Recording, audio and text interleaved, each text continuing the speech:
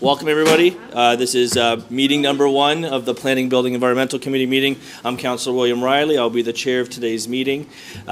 Just going to go around. We're meeting early because we got a confidential item to deal with before our actual committee meeting. So the first order of business is to look around here to see if there's any disclosure of pecuniary interest or no conflict of interest.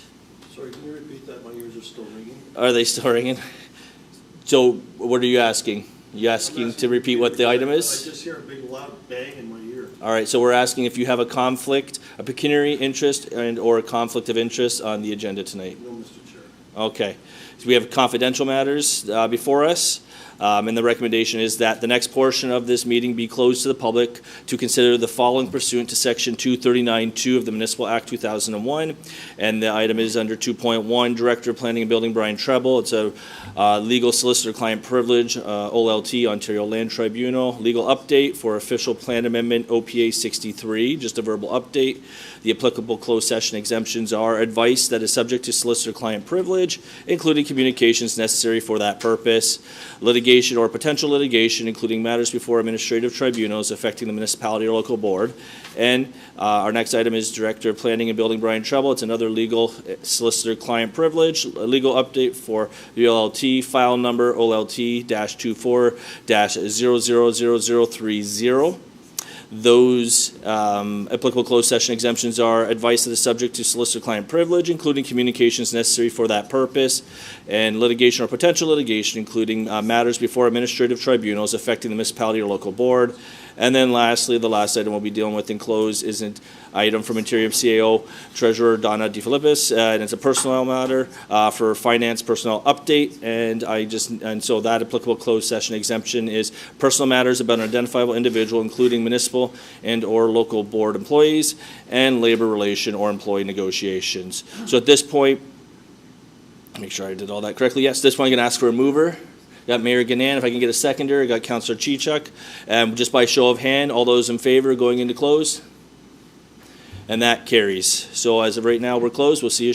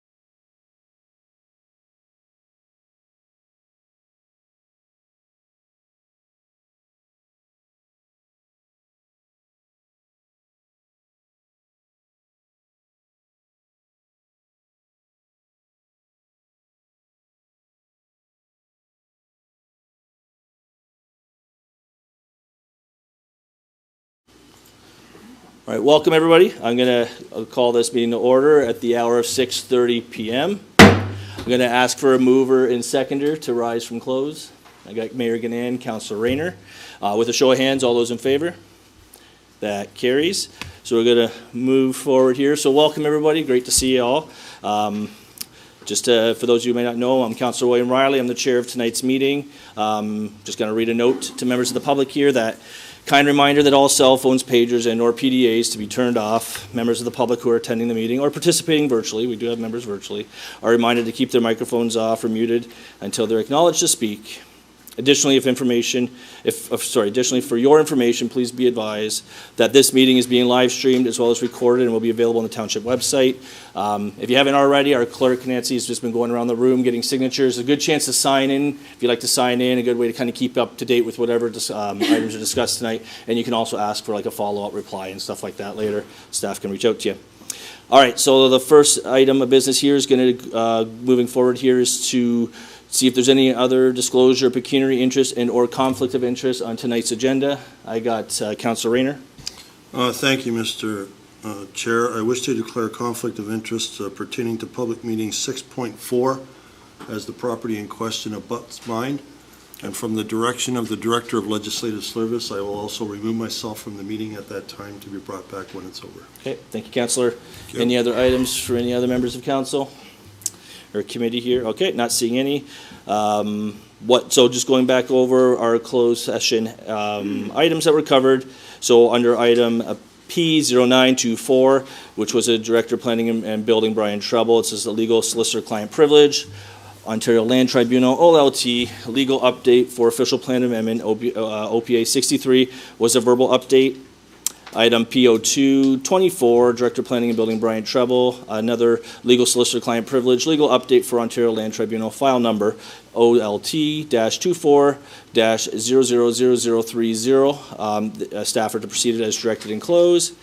And finally, item P0324, Interior CAO Treasurer Donna DeFilippis, and it was a personnel matter regarding personnel finance update, and that was just a verbal update as well. So I'm going to go forward to our introductory aspect of this. So this is just a reminder, members of the public here, that comments can be made to from members of the public for a matter that is on the agenda by advising the chair during the request to address an item on the agenda section on the agenda. That's sort of a little redundant. The public may submit written comments for matters that are on the agenda to jpaylove@westlincoln.ca before 4:30 p.m. on the day of the meeting. Comments submitted will be considered as public information and will be read into the public record. And 3, as I've already mentioned previously, but I'll mention again here, this meeting will be live streamed as well as recorded and will be available on the township website and social media and so forth. I'm going to go to our land acknowledgement statement. That the Township of West Lincoln, being a part of the Niagara region, is situated on treaty land. This land is steeped in the rich history of the First Nations, such as the Haudenosaunee, the Haudenosaunee, and Anishinaabe, including the Mississaugas of the Credit First Nation. There are many First Nations, Métis, and Inuit people from across Turtle Island that live and work in Niagara today. The Township of West Lincoln, as part of the regional municipality of Niagara, stands with its Indigenous people, past, present, and in promoting the wise stewardship of the lands on which they live. So our first item of agenda and under appointments is going to be item P0424, Blake Landry, Manager, Economic Research and Analysis, Niagara Region. And it's we have a PowerPoint presentation from Blake. So Blake, welcome, and the floor is yours.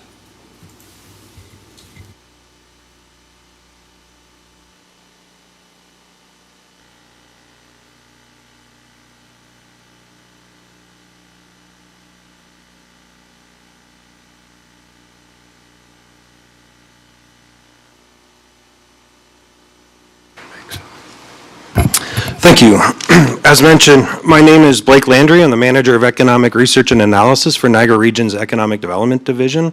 So I'm here today to present basically a statistical overview and economic impact information on the agriculture sector in West Lincoln. So last year I produced the Niagara Agriculture Profile. It's based on the 2021 Census of Agriculture data. I did that for the region as well as all the local municipalities. So I'm here today to present the results for West Lincoln, and I've been reaching out to some of the agriculture-oriented municipalities to offer to share this information. So what you're seeing is basically an overview of agriculture in West Lincoln. So as mentioned, this data is based on the Census of Agriculture. It's produced every 5 years, so we can really only produce this information every 5 years. And it's really good because it shows the change in the agricultural characteristics in Niagara as well as the local municipalities. So as you can see here, in West Lincoln in 2016, there was 391 farms. In 2021, there was a reduction of 32 farms to 359. In terms of farmland area, total farmland area actually grew by about 1,533 acres between the two census periods. So that's very positive. A lot of other municipalities throughout Niagara actually lost agricultural land. So West Lincoln is actually a bit of an anomaly in Niagara for that. In terms of average farmland area, so you can see that the average farm size got bigger by about 19.5 acres. So in 2016, 170.3 acres to about 190 acres in 2021. And what this shows us, so there's been a reduction in farms. However, the farms are getting larger because the average farm size has actually gotten bigger. This is actually a trend that's consistent throughout Niagara as well. We're seeing a level of consolidation in agricultural businesses. In terms of farms by type, you could see here, these are number of farms. So oilseed and grain is has the most, followed by poultry and eggs, beef, cattle, ranching, feedlots, other crop, and then it gets into other forms. But the big ones are oilseed and grain, poultry and egg, and then beef ranching and feedlots in terms of number of farms. In terms of total farm capital, so total farm capital in West Lincoln was about $1.1 billion. So that's the value of all of the equipment and capital that the farms have invested in. The land accounts for the bulk of that at about $999 million, followed by machinery with about $80 million and livestock with about $29 million. So this shows you there's a lot of investment going on in capital as well as other aspects of operating farms. In terms of average farm capital, so the average farm total capital is about $3.1 million. So these are small businesses. Land and building account for about $2.9 billion of that. Machinery about $240,000, and then livestock about $130,000. In terms of average farm revenue, so farms in West Lincoln saw a substantial increase in average revenue by about $400,000. So as I mentioned, there are fewer farms, but they're bigger and they're generating more revenue. In terms of average revenue by type, poultry and egg production is by far the most. It is the second line in the graph here. The first one is total, actually. The second is poultry and egg, followed by greenhouse, then followed by dairy cattle, and then hog and pig. And then the rest are much smaller figures. But poultry and egg generates by far the most revenue out of any agricultural industry in West Lincoln. In terms of average farm expenditures, so expenditures raised by about $43,400 to $333,100 in 2021. So that was about a 15% increase. What's notable here is that revenues grew faster than expenditures. So that's very positive for agricultural businesses in West Lincoln. Shows they're making more profit. In terms of businesses by structure, so farms in West Lincoln are predominantly small businesses. The bulk majority of them are sole proprietorships, followed by partnerships and then family corporations. Very few, I believe only about 8 are non-family corporations. So the vast majority of farm operations in West Lincoln are family. In terms of paid agricultural work, there's 322 direct agricultural workers in West Lincoln. 135 are family members of the operators, and then 92 of those are seasonal and temporary foreign workers. In terms of farm operators, there are 520 in West Lincoln. So the average farm has about 1.4 operators. In terms of the average age, so West Lincoln is actually different than Niagara. It actually has a much younger demographic of farm operators. So the average operator in 2021 was 55.7 years of age. Niagara Region, it was 57. So, substantially younger in West Lincoln. In terms of succession planning, this is also an issue across many farm businesses in Niagara. So out of 359 farms in the census, 237 of them reported having no succession plan. 72 of them reported a verbal succession plan. 50 reported a written succession plan. And then 50 of those includes family members. So succession planning is a major issue in Niagara among agriculture in terms of keeping it going, keeping the future farm operators engaged. In terms of technology, so a lot of the technology adopted by West Lincoln farms are really oriented towards crop farming. So things like soil sample tests that led, followed by slow release fertilizer, automated guidance steering systems, that sort of thing. Much less in the way of animal stuff like robotic milkers, and then things like greenhouse equipment, drones, very little, but lots in the way of the, crop farming. In terms of renewable energy, so of all the farms that have adopted renewable energy in West Lincoln, you could see here that the bulk of them are selling the energy to the grid.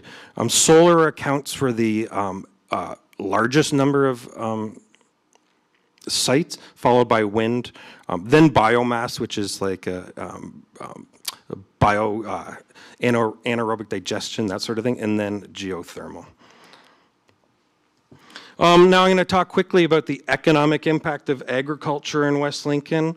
So as of 2021, agriculture in West Lincoln generated $243.1 million in GDP impact, which is an increase over $242.6 million in 2016. So we've saw a lot more growth in Niagara year over year in terms of GDP impact, but something really important that I need to mention happened in 2020, late 2020, 2021. There was an infectious laryngotracheitis basically issue with some of the producers here, which affected the amount of poultry that was produced in that year. So it actually greatly affected the GDP output of the poultry and egg sector or industry in West Lincoln, and that negatively affected the GDP impact overall. Now, I would suspect that once we overcame that particular issue, that it probably rebounded, but the problem is the data is only collected every 5 years. So this is what where we were at in 2021. From a jobs impact, so I mentioned that there's 322 direct jobs, but when we look at this greater supply chain, agriculture in West Lincoln actually supports 3,431 jobs when you look at the greater supply chain and value chain of agriculture. So it is statistically significant in terms of the amount of people that are employed and the amount of activity and jobs it generates in the greater regional economy. So that is it. There is a lot more detailed information in this particular report that I produced last year, and it's downloadable from our website. I'm happy to take questions today. I'm also happy to follow up after the fact and share my data resources. That'd be awesome. Thank you. I'll look. I got Councilor Rayner. Yes, you, microphone. Thank you, Mr. Chair. Thank you for your presentation. I wish we would have known that you were going to do this earlier, because I would have invited all the developers from the township to come here and take a look at what agricultural means to West Lincoln, because they're the ones who try to take it away. So appreciate your message. I think it's very clear that agriculture is very dominant, very predominant, and very healthy and very successful in the township of West Lincoln. And we certainly, as people in the agriculture industry, we want to keep our land and we want to keep it in production. And thank you for this presentation. Through the chair, thank you very much. I'm happy to share this presentation and come out and do it at any time. If you feel that there's an audience that would be interested in this, happy to do that. Perfect, thank you. Any other questions or comments? Mayor Ganan? So just a quick comment to Blake. I've heard Blake present at the region many times on regional things, and very little focus, obviously, on just what we're concerned about here. So I just wanted to add my thanks as well for you to come to West Lincoln. We're glad to have somebody come out and present to us. This is twice in one day. We had Katie meet with us this afternoon about economic development, and now to have this information. One of our strategic priorities is to look at agriculture, and so we really do appreciate this information. So thank you, Blake. Through the chair, thank you very much. Thank you. All right, so I don't see anybody else, so I think we're good. Thank you again, and yeah, welcome to stay and enjoy the rest of the meeting, or if you got other things to deal with, yeah, you're welcome to go as well. Excellent, thank you. All right. So the first item on the public meeting list is going to be the Backyard Chickens public consultation. I do want to make mention, in case you're unaware, I get to the right side of the room, there is a little information paper there that kind of just explains what tonight's about in terms of what you can expect, kind of where we got here, those guidelines. And I'll mention as far as the guidelines, each person is going to be given about 5 minutes to speak, and we'll take you through that one by one. And then, you know, if you want to learn a little bit of the history, it's just to the table there. You can kind of understand where we're at. This isn't I would call it like a conventional public meeting. This is more of a public consultation. No decision will be made tonight, and we'll be dealing with this as it's a chance for you guys to kind of share your feedback and input. We'll send it back to staff, and at some point, something will come down the road in the future there for council to debate and discuss. And then lastly, I think I probably said in the beginning, but again, if you haven't had a chance to sign in, you're going to want to sign in with our clerk there, or there might still be another piece of paper on the other side there. It's a good chance to sign in, because if you want to be informed about any future decisions or any upcoming meetings, that can be done by the sign-in option as well. All right, so again, I'm to state that this is a public consultation about the appropriateness of permitting chickens on a small-scale basis accessory to a residential use. This is often referred to as backyard chickens. This file number will be 1601-002-24. The purpose of the public consultation is to receive comments and answer questions from the public regarding permitting backyard chickens. We stress that at this point, no decision has been made on this issue, and any comments received will be taken into account by council in their consideration. At this point, I'll go to my deputy clerk here to please advise the method and dates by which notice of the public consultation was given. Public notice was given by way of an advertisement in the newspaper on January 4th, 2024. Excellent, thank you. I'll go to our Director of Planning, Brian Treble, to please explain the purpose and reason for this public consultation. Thank you, Mr. Chair. So the meeting tonight, as you've indicated, is sort of a high-level consultation. This is not a public meeting where we've drafted policy and the public are asked to provide input on a specific policy set. It's really sort of the step before that where we're asking for the public to give us guidelines in terms of what kind of issues should we be looking at as we analyze this issue and how to deal with it going forward in West Lincoln. From my sort of planning lens, I see perhaps 3 different topic areas or land use areas, I should maybe call it, that might have slightly different approaches. I say might because I haven't made any opinion with respect to any of it. But right now, we have the agricultural areas of the township that Mr. Landry was speaking to, and those areas are entitled to agricultural uses. Size, scale, and capacity are all based on agricultural policies of the province, including minimum distance separation and nutrient management and all of that kind of stuff. But then we get to the smaller land holdings that are actually of a residential nature, rural residential RUR as we call them. Those lots, in theory, right now do not permit livestock.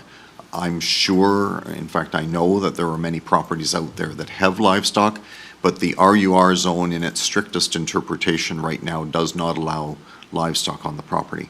Then we proceed to a slightly smaller, concentrated type of development, such as a hamlet area, where, again, livestock is not permitted, but it's an area on private services, fairly close development, but still, you know, in the range of an acre per holding perhaps, or at least in the newer parts of any development. And the policy set or the approach might be different there as well. And then finally, there is Smithville on full sewer and water services with much smaller lots of, you know, somewhere in the range of 4,000 to 5,000 square feet per lot kind of deal. And the approach inside an urban area on full services might again be different. From a policy perspective, the province and the region encourage a variety of uses, a variety of approaches to agriculture, and something called urban agriculture is actually mentioned in the regional official plan that was approved in 2022. So, Mr. Chair, I'm not proposing to go much further than that, except to say that we have received quite an amount of interest in this topic. We have had over 500 people respond to our online survey. There's a number of items of communication attached to this technical report of staff. There are 3 additional items that came in after the staff report that are, I believe, on each councillor's desk in front of them. One is from the Chicken Farmers of Ontario, and then there's a couple of other property owners expressing interest. And I think generally, you know, there's opinions across the board, and so it's going to take a bit of work for staff to drill down on the right approach. So tonight, I'm all ears, and I have a pen. I don't have answers per se. I'm just here to listen and figure out a strategy going forward. Perfect, thank you. Yeah, and just for members of the public there, both in person and virtually, each council has a package like this. It includes the last minute submissions that were made by the public. So although they weren't included on the agenda Friday, we were able to get them beforehand, before tonight's meeting, and those will be also taken into consideration. So at this point, I'll go to the public submission. So just to kind of explain how we're going to do this tonight, I'm going to start with our virtual online people first. Then when we come back to the in-person, I'm going to start from the back on the left side. I'll work my way back to front. I'll go back to the right side, back to front, just so kind of everybody has an idea how we'll go. It's not going to just be like plucking people left, right, and center. I think it'll just be a little bit more organized and more respectful of everyone's time. So at this point, I guess I'll just read this is the chance to speak. Are there any oral written submissions from anyone present in this consultation, either in person or Zoom, regarding backyard chickens? I'd like to stress this may be the only public meeting consultation held with respect to this issue. Therefore, if any members of the public that are in attendance at this public consultation would like to make comments and or provide a written comment, they should do so now. And I will just turn to our IT to see if we have anyone present. Not seeing any, so I think we're good to go there. So I'm going to start on the far side of the room here at the far back. Anybody wishing to speak to this, please put your hand up and I'll recognize you and bring you up to the front there. So on the left side of the room, anyone from the back, work my way to the middle. Anyone not seeing or here? Is anyone from the front there? Okay, come on up. Oh, sorry, the young lady right behind you. So again, I will need you to state your first name, your last name, and your address for public record. I know you're here before, but yes, we just have to stay consistent with our procedure. Good evening. My name is Dora Pavlidis. I live at 17 Manorwood Drive here in Smithville. Perfect, thanks, Dora. So, as you know, I previously appeared before you back in September of 2023, which has brought us here to today's hearing. Although brief, I had presented you with information regarding the benefits of having backyard chickens, as well as addressing the myths and fears of microflocks of 2 to 4 backyard chickens. I'm here again today for this public gathering to respectfully go over some of those facts and to present further information for your consideration when making your decision. Going over some of the benefits again quickly were the obvious, being fresh eggs from humanely raised eggs. They make great pets and companions. They are wonderful therapy animals because they create bonds with their owners and help with those suffering from mental illness such as anxiety, depression, PTSD, dementia, to name a few. And as I mentioned before, I know this firsthand because I do have a mother who's going to be 92 in May, actually, and there was a significant difference in her demeanor when we had our 4 little chicks, and then we were ordered to remove them, and we went back to the usual. So some of the things is that people think that chickens are dirty and smelly. Not sure if those people have smelled any animal that has not been cared for. It's not the chickens that smell, it's the waste, whether chicken, dog, cat, rabbit, bird, or any pet or animal. It's where when the waste is not cleared or cleaned, it will smell. In all honesty, though, the odor of any animal manure is offensive, then I'm not sure West Lincoln is the right place. I was born in a small village in Greece, in the mountains, so needless to say, it's not offensive to me. People think chickens attract rodents, skunks, weasels, coyotes, foxes, etc. All animals will be attracted to a food source. Green bins, garbage cans containing food scraps, bird feeders, all of which have them coming for dinner. Mice and rats in particular are present everywhere, whether there are chickens or not. Just this summer I found evidence in my shack where there's no food or chickens present. They are under our decks, in wood piles and fields, and even make their way into our barbecues during the winter, looking to find some warmth and snack on some of the barbecue drippings that may have been left in the barbecue and that hadn't been cleaned. People like me who are plagued by ticks in the summer would benefit from having a couple of chickens who eat them, along with fleas and mosquitoes, all of which are carriers of diseases that are seriously harmful to humans. My home and many homes back onto Crown protected land where ticks and fleas breed undeterred by anything and pose a health risk to all the residents in those areas. Unless the town was prepared to come out and treat the area, trim the grass and the weeds back from the fence lines to protect the residents, the homeowners are at risk, at which point they take matters into their own hands by using pesticides continuously. This is a huge issue to the wildlife living in the field, not to mention that the pesticides would leach into the 20-mile creek which runs through it. Hens thrive in just 4 to 8 square feet of space, which is a significant difference to the space or lack of space in commercial chicken farms where they are cooped together by thousands, roam around in their own feces. Finally, I would like to address the point which I have no doubt would be the predominant issue and concern to those opposed or are undecided, and that would be the bird flu. I ask that you please listen to the facts about the spread of avian flu. It is spread through contact. It is not airborne, and it cannot be compared to how COVID was spread. Transmission of a disease or virus between humans and how the avian flu is spread is not a fair comparison for obvious reasons. Avian flu is carried by infected aquatic birds, such as geese and ducks. It is transmitted through direct contact with an infected bird through its saliva or feces. Taking into consideration, there are a few scenarios as to how it could have made its way into commercial flocks. Every agency involved online, I've done a lot of research on this, it's all about strict biosecurity protocols, and they have so many things listed, and I'm not even going to go through them, although I do have them listed. Take a look at these flock houses. Where are they located? They're on acres of land that are surrounded by acres of land, places where ponds are located, places where wild fowl such as ducks and geese spend their time. What would it take for one of those ducks or geese to contaminate the manure, litter, footwear, vehicles, equipment, feed, water, and even the family dog? If biosecurity measures are not followed properly, the owner or someone visiting can easily allow the virus to make its way into the flock. The commercial flock houses are not open to random visitors. The only way for a virus to enter the flock house is if the owner allowed a visitor or he himself took it in inside. Again, proper biosecurity measures would eliminate any risk.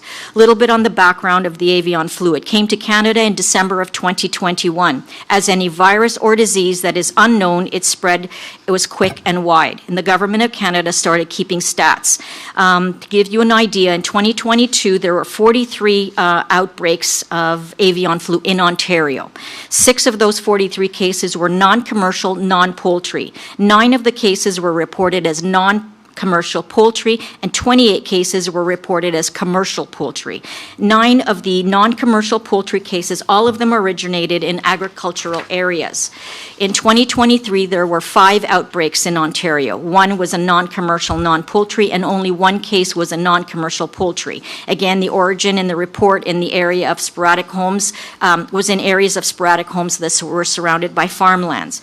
How do I know this? So Dora, I just got to let you know, Yes. we're at the 6-minute mark. I'm So I'll sorry. give you 30 seconds there. If you could just, I want you to finish your thought there. But For sure. If there's any information you do have that you didn't get out, please leave it with staff. I will do And then that. they can have that as well. Just so But- that you know, all of this information is online through all of the government websites. I went actually online, and there's a website that lets everybody know when there's an avian flu spread, and they have a 10-kilometer radius. I went to every single one of the non-commercial poultry, and all of them were literally in a farm area where the center was, and none of the actual rural or, the residential areas were within that point of origin. So it wasn't the 2 to 4 chickens or whatever, chickens were in that area that would have been spreading any kind of avian flu. That's Perfect. So again, you're welcome Yep. to leave that with staff or the clerk if you'd like to leave your speech there or whatever. I But will thank you very much for give your you that input there. information. Excellent. I'm going to go back to I have you stood up there, so you want to speak next? Yeah. All right, so I'll have you just come forward again. You can say your first name, your last name, and your address, and then the mic's yours. Hi there, my name is David Wilton. My address is 6437 Concession 4 Road. Perfect. Your 5 minutes start now, sir. I just had one question before I started. Go for it. If staff or council members have an answer to any of the questions I have, are they allowed to answer me? Yeah, so if you have a question that you have specific, if staff's able to answer it, they'll chime in. Otherwise, they won't say anything, and that will be our indication that they'll have to follow up on it. Very good. The first question, I guess to you, Brian, I believe, is for the, is this affecting agricultural land at all? The restriction on the amount of chickens, or, because that wasn't abundantly clear with how this was framed. Go ahead. Through you, Mr. Chair, as I indicated in my verbal presentation, any of the agricultural zones in the township allow for chickens based on MDS and based on nutrient management. So that's not touched. That's already in play, and whatever the rules are for a livestock operation, those continue as normal. Thank you. I have to admit, that was my only question, and I will give council back its time. Oh, thank you. That's pretty quick. All right, so before I go to the right side, any other members from the public wishing to speak to this? Again, this might be your only chance to speak to this. Not seeing any, so I'm going to go to the right to the far back. Anybody wishing to speak to this? All right, you, sir, you come on up. So again, I'll just have you state your first name, your last name, and your address for the public record, and then the floor is yours. Yes, my name is Gilles Arguin. I live at 19 Manorwood Drive in Smithville. And I'm opposed to the backyard chickens. And what I would like to say is that the problems for me and for what I think the neighborhood is that we know we have coyotes in our backyard. There was one a couple of years ago that actually came into my backyard, tore apart a rabbit, ran in my pool and that. And I wish I would have had those pictures, but I got rid of them simply because my grandkids didn't want to see them, so I just got rid of them. And I think we just don't need to track more. And I know I grew up on a farm in Saskatchewan, and I know we have animals out there, and that's what's going to happen. So I just don't think our community needs to attract more predators than what's already there. And we all know they're back there. We hear them, we see them. So that's one of my objections to that. The other thing that I would like to mention is that one of the things that they say is there's a tick problem. Yes, there's a tick problem. There's no doubt because of the tall grass. So what I would like to maybe propose is that the people that live where they have the property behind that is Crown land, should be allowed to have it mowed or mow it 6 to 8 feet to keep all the grass short, so the ticks usually stay in the high grass. I have not myself. I've been here for 14 years at the same address. I've had one tick on me, so I don't know, the problems with where everybody else is. And actually, one of the major problems that I see is that that we have very good neighbors in our neighborhood, and we help each other, we do things for each other, and because of this, some of the neighbors have not spoken to each other, have not gotten along, it's just, to me, I find, is sort of hurting the neighborhood instead of helping the neighborhood. And I knew the bylaws that were there, and that's why I sort of, I'm against this, because I know what the bylaws are. So I think that's all I have to say. Excellent. No, thank you very much for your input and feedback. Thank you. Okay, so I'm going to continue on the right side there. I have anybody in the middle row there. Oh, hold on. You, sir, come on up at the back there, the far right.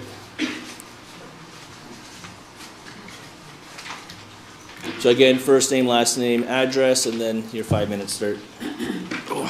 My name is Stephen Voice. I live on 7434 Concession 5. My hobby is raising and showing chickens. I'm the face of showing exhibition poultry in Niagara. I've been in the newspaper. I show in the United States. I'm a director on our fair board. I run the chicken show with another gentleman at the fair. It's my hobby. I live in the country.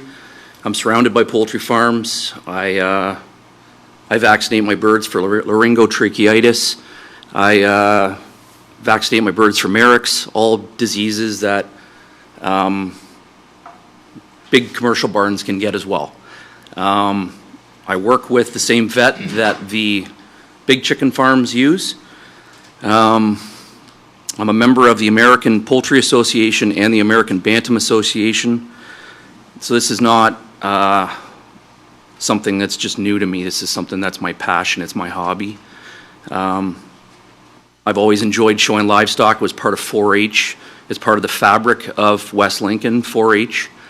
I'm in the process of potentially becoming a 4-H leader for the poultry club.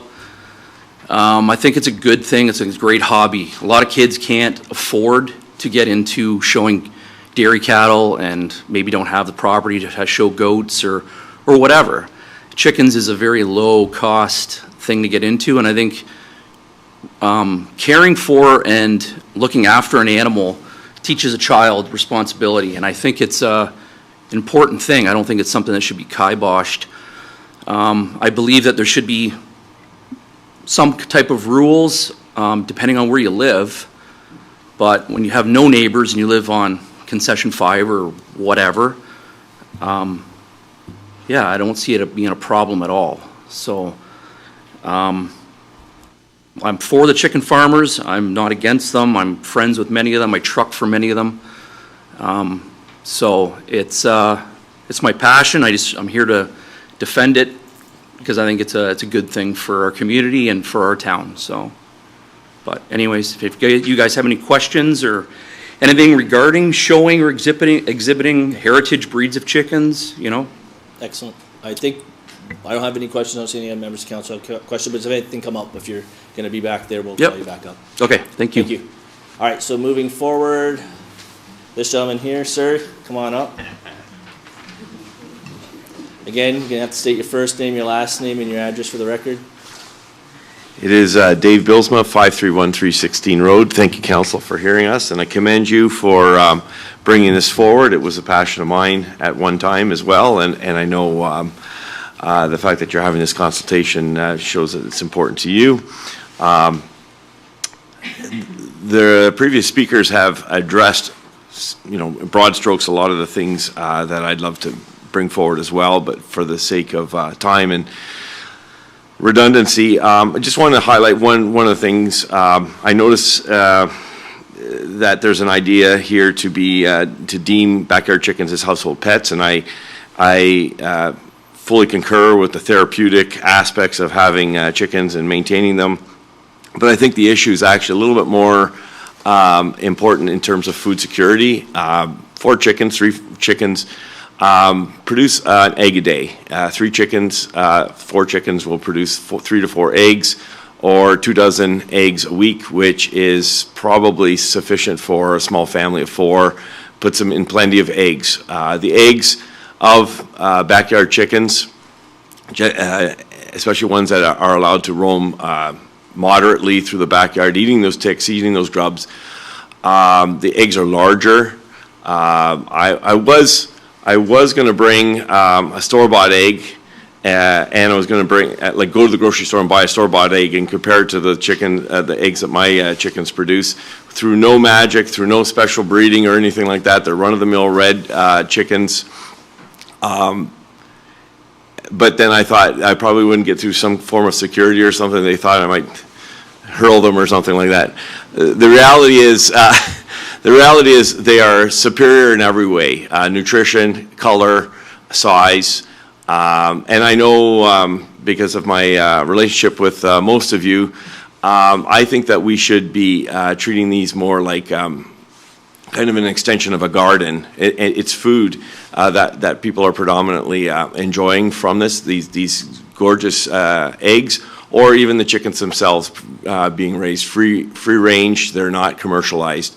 I know I've had a conversation with Councillor Chichok about on a similar topic, which I think is relevant, about garlic, the commercialization of garlic, and we've expressed our concerns about garlic grown overseas versus the garlic that we grow in our backyards. Or I know Councillor Rayner, we discussed at length some time ago about how important his flock of chickens was to him, and we see value in that. And I think that we as a community should be very cautious when we try to put restriction on people's ability to enjoy gardening and backyard chickening as an extension of that. Those usually go hand in glove. People who like to garden usually are the same type that would favor having some backyard chickens. And I think that ultimately that actually solves some of the problems in terms of getting rid of waste and managing. There's a type of synergy that happens when we cross, and you use the term cross-pollinate, but basically cross backyard farm. So it can be done very small scale. I think the benefits for food protection are almost to the level of human right. And so we should be very cautious about trying to put restrictions. So again, I commend you for entertaining an evening such as this for the input from the public, and I hope that we can see a much less restrictive solution moving forward that will allow this. And perhaps we might not get complete freedom as a result, but we can move towards a direction that allows us maybe to entertain another step in 5 to 10 years as this goes forward. So, thank you very much. Thank you. All right, perfect. All right, so moving forward, any other members in that row or the row in front? Not seeing any. Again, Kevin, can we just go back to the online gallery, see if anybody has signed in the last little while? Not seeing anybody new, so this will be the last call. All right, so I'm going to move to members of committee here. Do any members of the committee have any oral or written submissions on backyard chickens? Again, this may be the only chance you get to speak to it. So, in the public, so we got Councillor Trebetta. Thank you, Mr. Chair. I guess I'll break the ice and go first. Thank you to the members of the public for your presentations. Bring up a lot of valid points. Often see me, who lived in the rural area. We have, I think, the smallest parcel is 3/4 of an acre parcels in our rural areas. The chickens are part of our properties. They belong in those properties. You know, we've had them as I've grown up. I've always had fresh eggs from the farm. I still buy my eggs from the farmers. It's not an issue of chickens in the rural areas whatsoever, nor should it be a topic of conversation.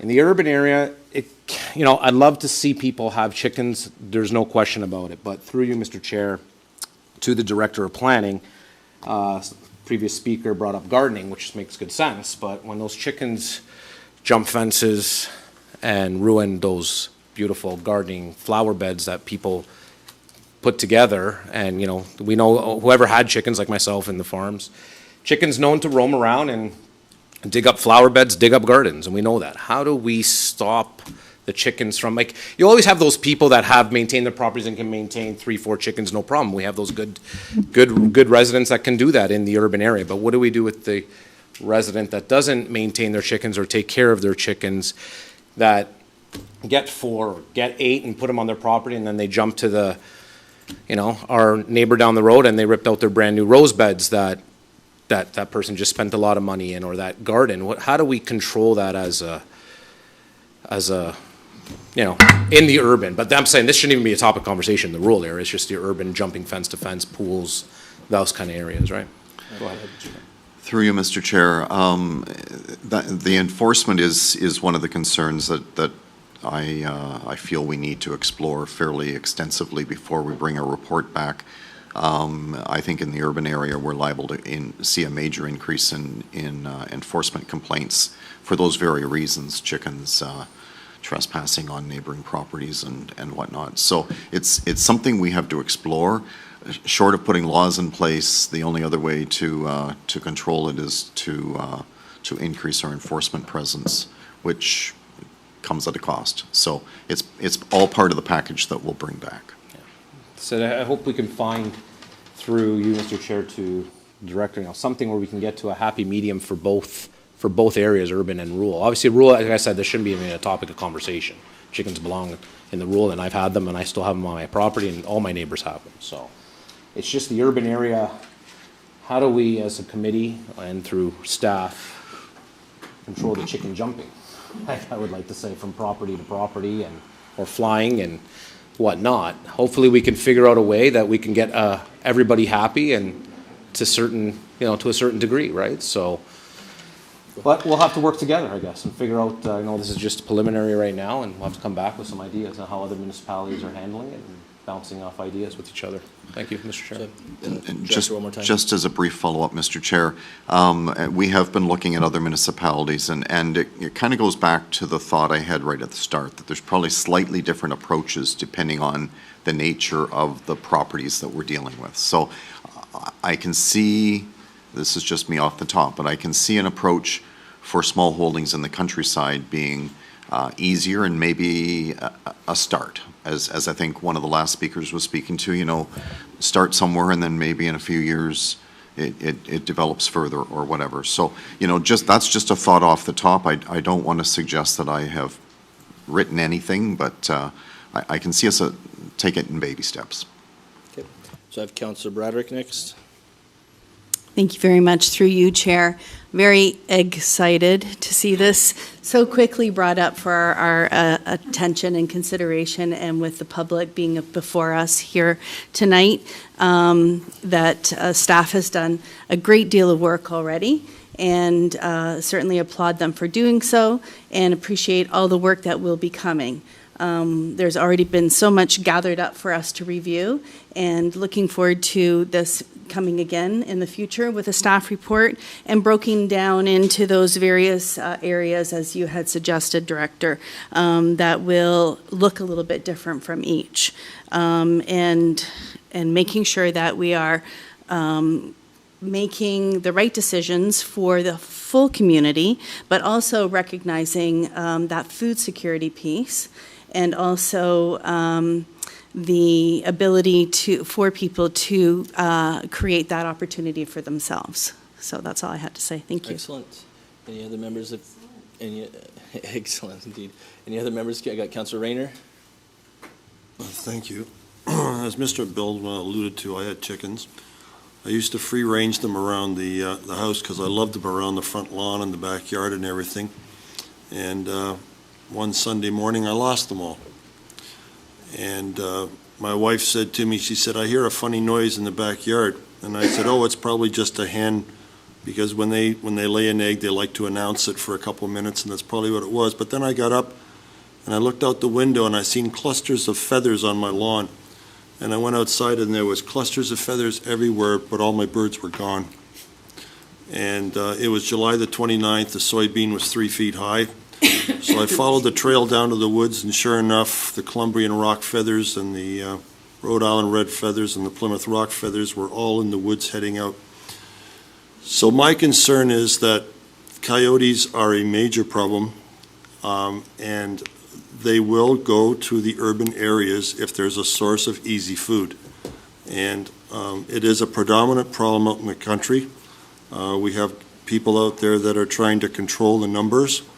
I actually spoke to a gentleman who does hunting in our area this morning, and they got 36 so far this year, and I've seen 8 around my house in the last week. My wife had to put on the brakes going out the driveway because one crossed. There were 3 in front of the house this morning. One of them, I would say, was as big as a German Shepherd. So they would not only go after chickens, but they could go after your dog. They could go after a toddler. It's dangerous situation that's very difficult to control. And chickens are an easy pick for those coyotes. So my concern is not the fact of raising the chickens, because I think it's a fun thing to do. I used to do it right from an incubator as a little boy. I got plywood and I made a box, and I went to my uncle's farm and I actually hatched one when I was in grade 4 or something. It was fun to do and I enjoyed it. And it is a nice hobby to have. And yes, I agree, the eggs are better, the yolks are much darker. It's very nutritious, but the side effect is there is a predator out there that is really gaining in numbers, and they can be very destructive and vicious. And I don't want to get into a situation where the township approves something like this and then something very seriously happens because we allow chickens to come into an area that coyotes normally wouldn't go because there was no reason for them to go there. So that's my real concern, because it does seem to be getting worse.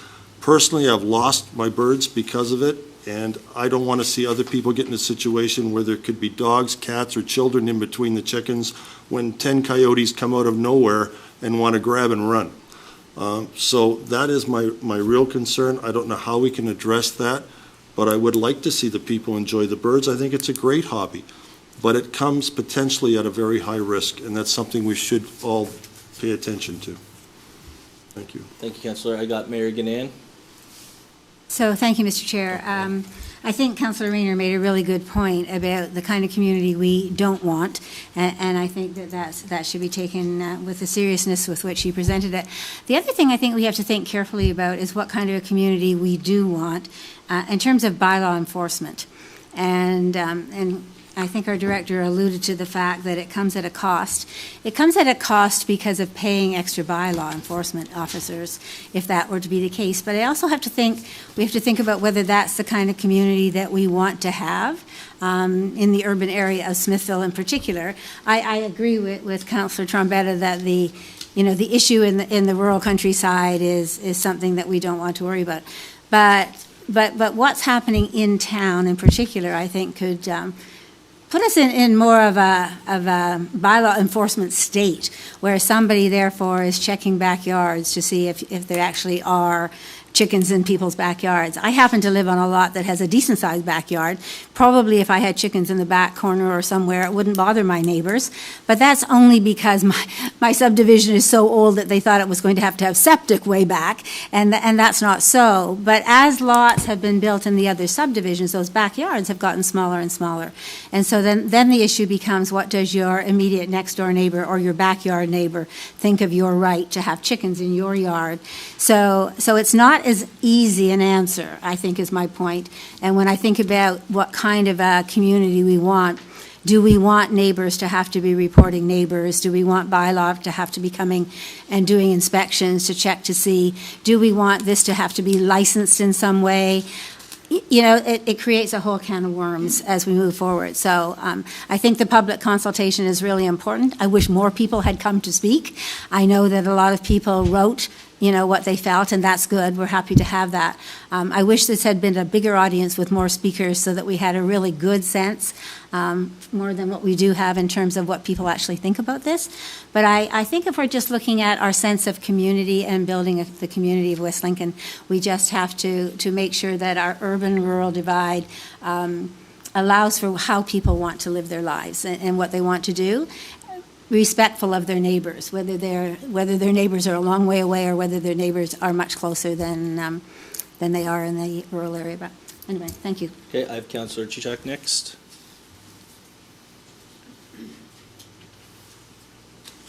Thank you, Mr. Chair, and thank you to all of you for showing up, and thank you to the hundreds of people who submitted their comments and thoughts so eloquently.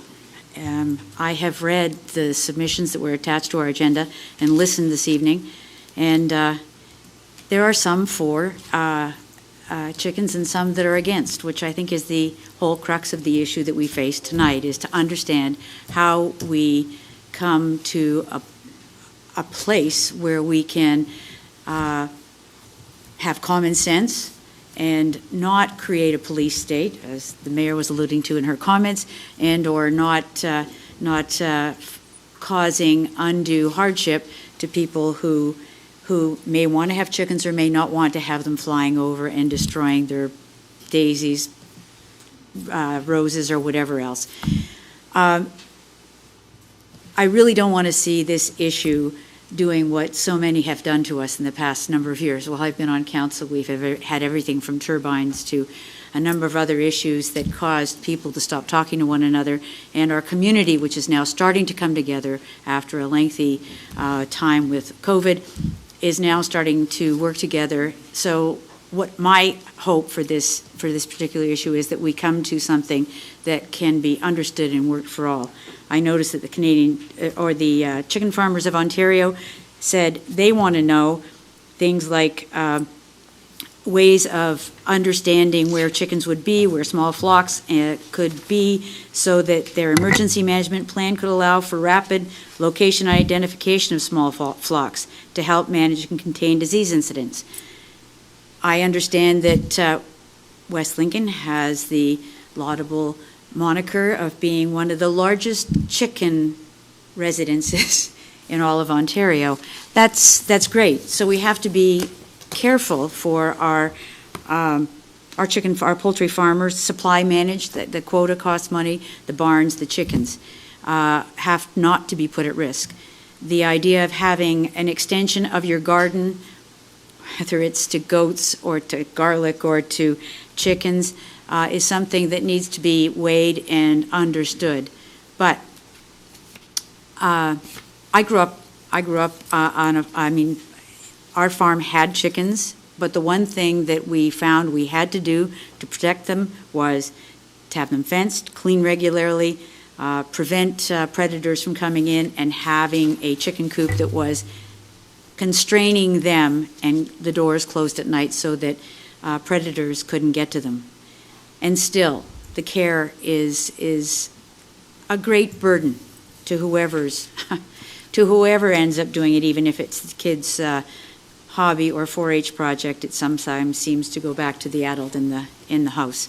So there's no doubt in my mind that chickens offer a type of opportunity to have food in the house, better quality than many people think they can get in the stores, and to each his own. But we can't let chickens be in places where they're going to be neglected any more than we can have dogs or cats in places where they'll be neglected. So I hope as we go through this and we think through all of the input that we've had, that we use good judgment and can come up with something that works and that people buy into. It's not about a victory for or against chickens in urban areas. This is all about agreeing to participate in a way that keeps your neighbors, your chickens, your family, all safe and all able to live comfortably if and where they are allowed.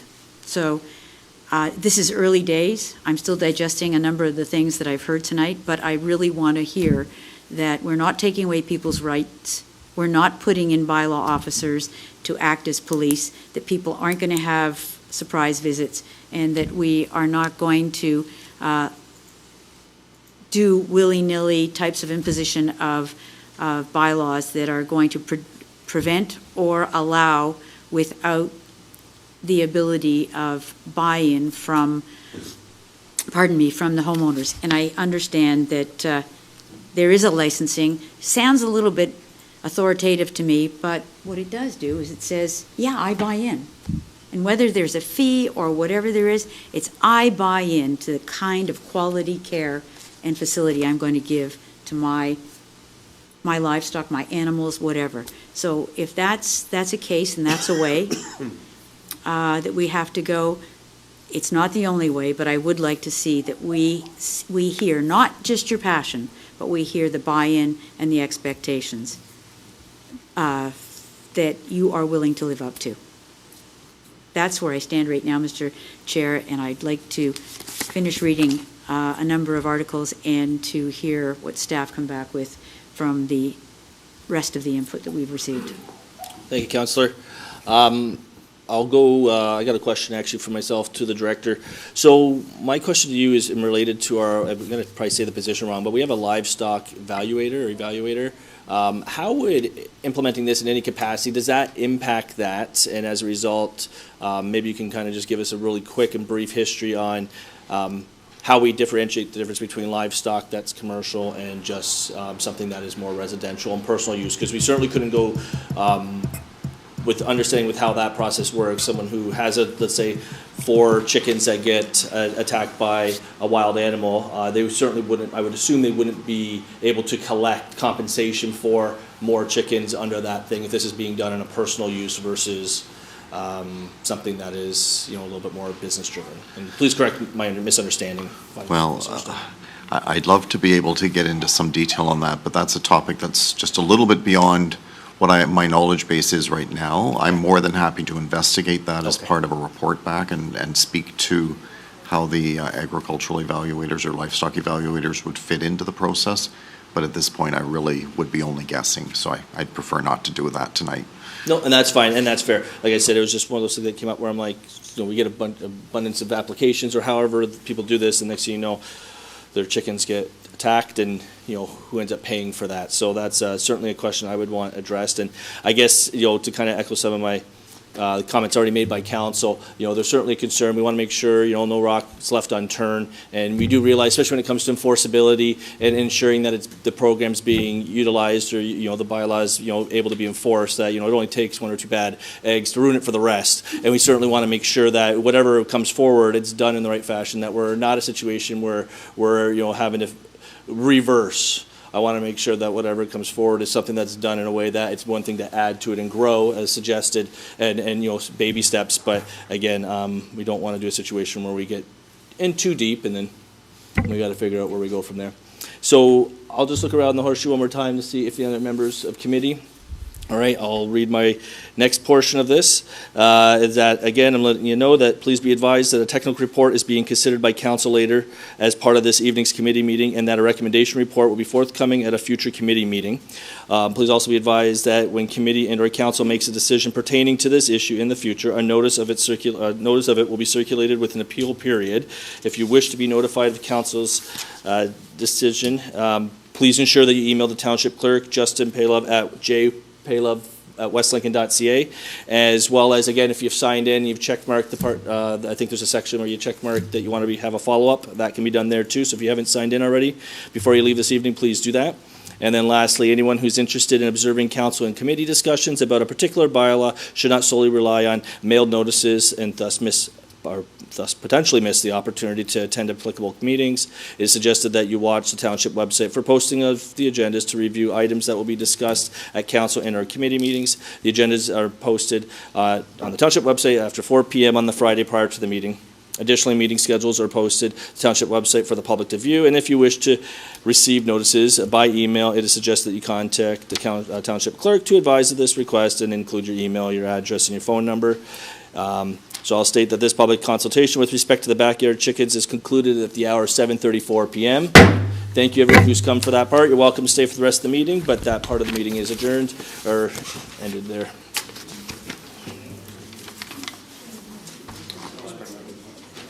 Perfect. Nothing you really said is binding at the end, but it's good.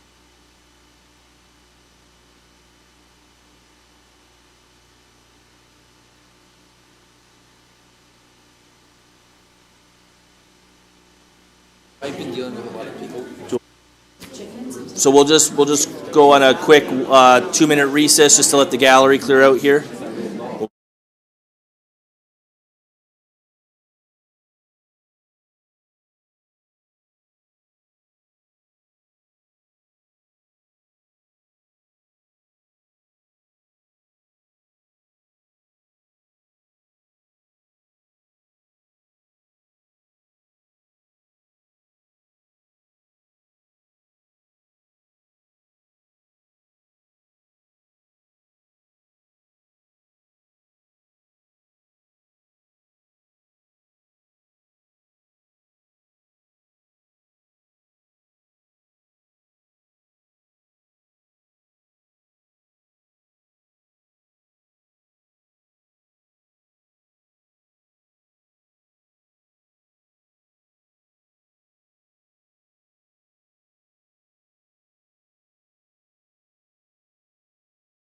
Thank you. We're going to return to the next public meeting here.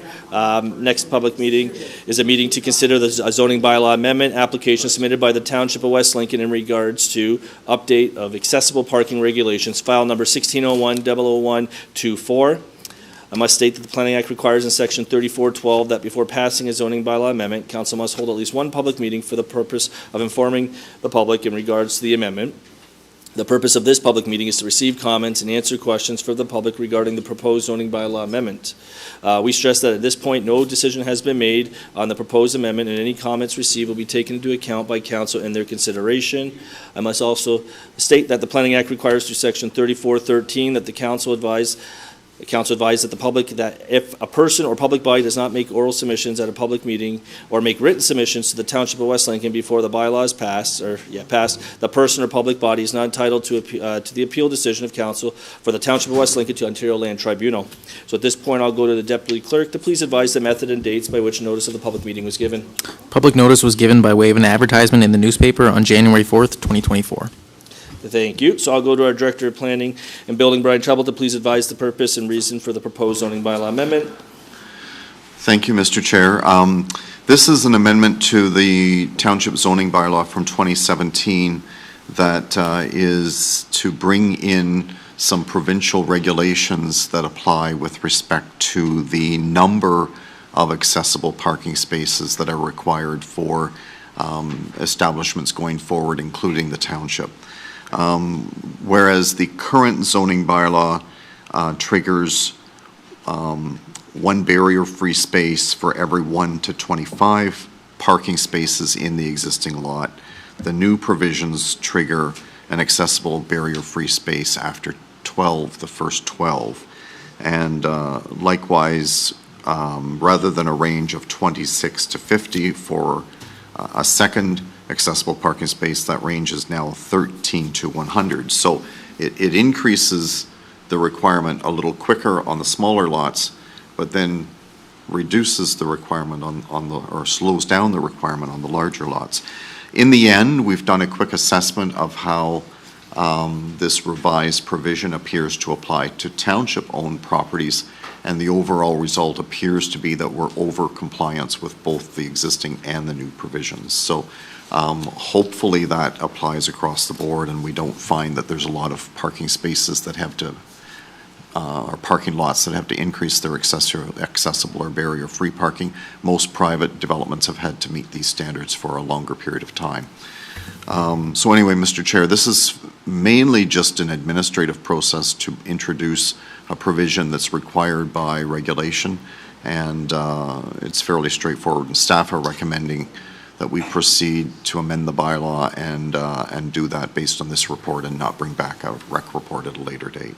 Excellent, thank you. I'll go to the public submissions. Are there any oral written submissions from anyone present in this meeting, either in Zoom or in person, regarding the proposed zoning bylaw amendment? I'll start virtually to see if we have anybody there. Not seeing anybody or in person here wishing to speak to this. Not seeing or hearing anything. I will read that. I will stress that this may be the only public meeting held with respect to this application. Therefore, if members of the public that are in attendance at the public meeting would like to comment and or provide their written comments, they should do so now.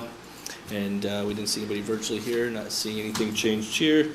So we will move forward to members of committee. Are there any members of committee that have any oral written submissions on the proposed zoning bylaw amendment? Not seeing any or hearing any, I'll read. Oh, you do? Go ahead, Councillor. Thank you, Mr. Chair. The only question that seemed to come to mind when I was reading this was with regard to the smaller businesses, et cetera. And this bylaw amendment would come into place immediately upon passing, would it not? Through you, Mr. Chair, to the Director. Through you, Mr. Chair, there is an appeal mechanism because it's a zoning bylaw amendment, but yeah, the decision of council is final if there's no appeal. The only reason I say that is we are oversubscribed with parking spots in some of our locations, in some of the locations within the township. But if someone is not in compliance and has to do something, how will they get into compliance by the passing of this bylaw, which will be at the end of the month? Through you, Mr. Chair. Yep, go ahead. Through you, Mr. Chair, my interpretation would be that the private sector would be triggered to come into compliance at the time of an application. So should there be a proposal to do some expansion or enlargement of a business on the property, then we would do an analysis for compliance with the zoning bylaw standards in place at that time. And that would be the way enforcement would apply, is at the time of those triggers. Thank you. Thank you, Mr. Treble, and thank you, Mr. Chair. That was what I was looking for, was just, again, the common sensible stuff of it. They can't close business on the 29th of February and find out that they've got to go out and purchase land or rent something to put another accessible parking spot on. So I'm glad, and I hope we're going to be advertising this, not because I see it prohibitive or prescriptive, but if somebody is going to expand their business, they have to think about the square footage of the building they're going to build plus the parking spots required to service that. Thank you. Excellent. Not seeing or hearing anyone. I do have to read one more thing. I skipped over accidentally. Again, to anybody in person here and virtually and members of committee, I do need to state that this may be the, I just lost it. Note that you must make your comments now, as the OLT may not consider comments made at any other council or committee meeting. Any member, council, or member of the public wishing to speak are required to do so now. So I just want to make sure that's very clear and out there.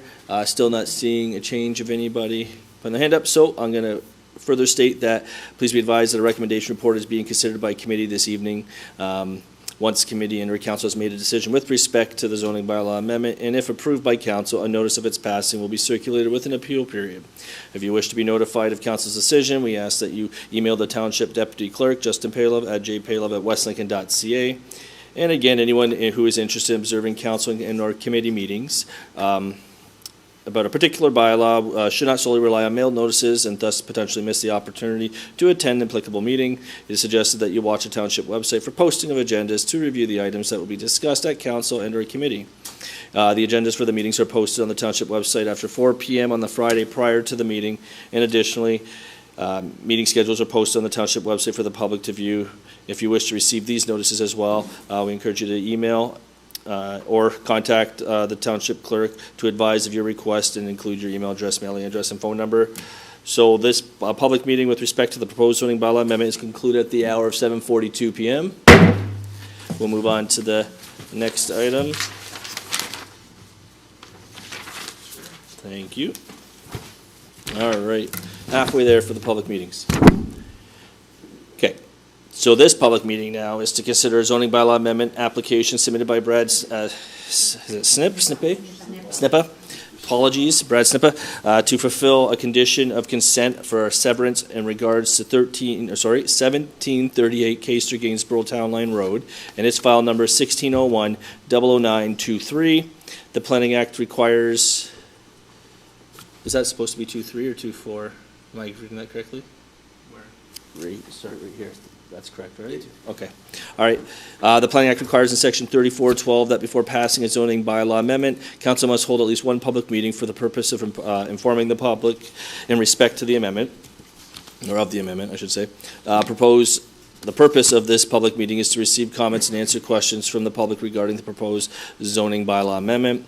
And we stress that at this point, no decision has been made on the proposed amendment, and any comments received will be taken into account by council and their consideration.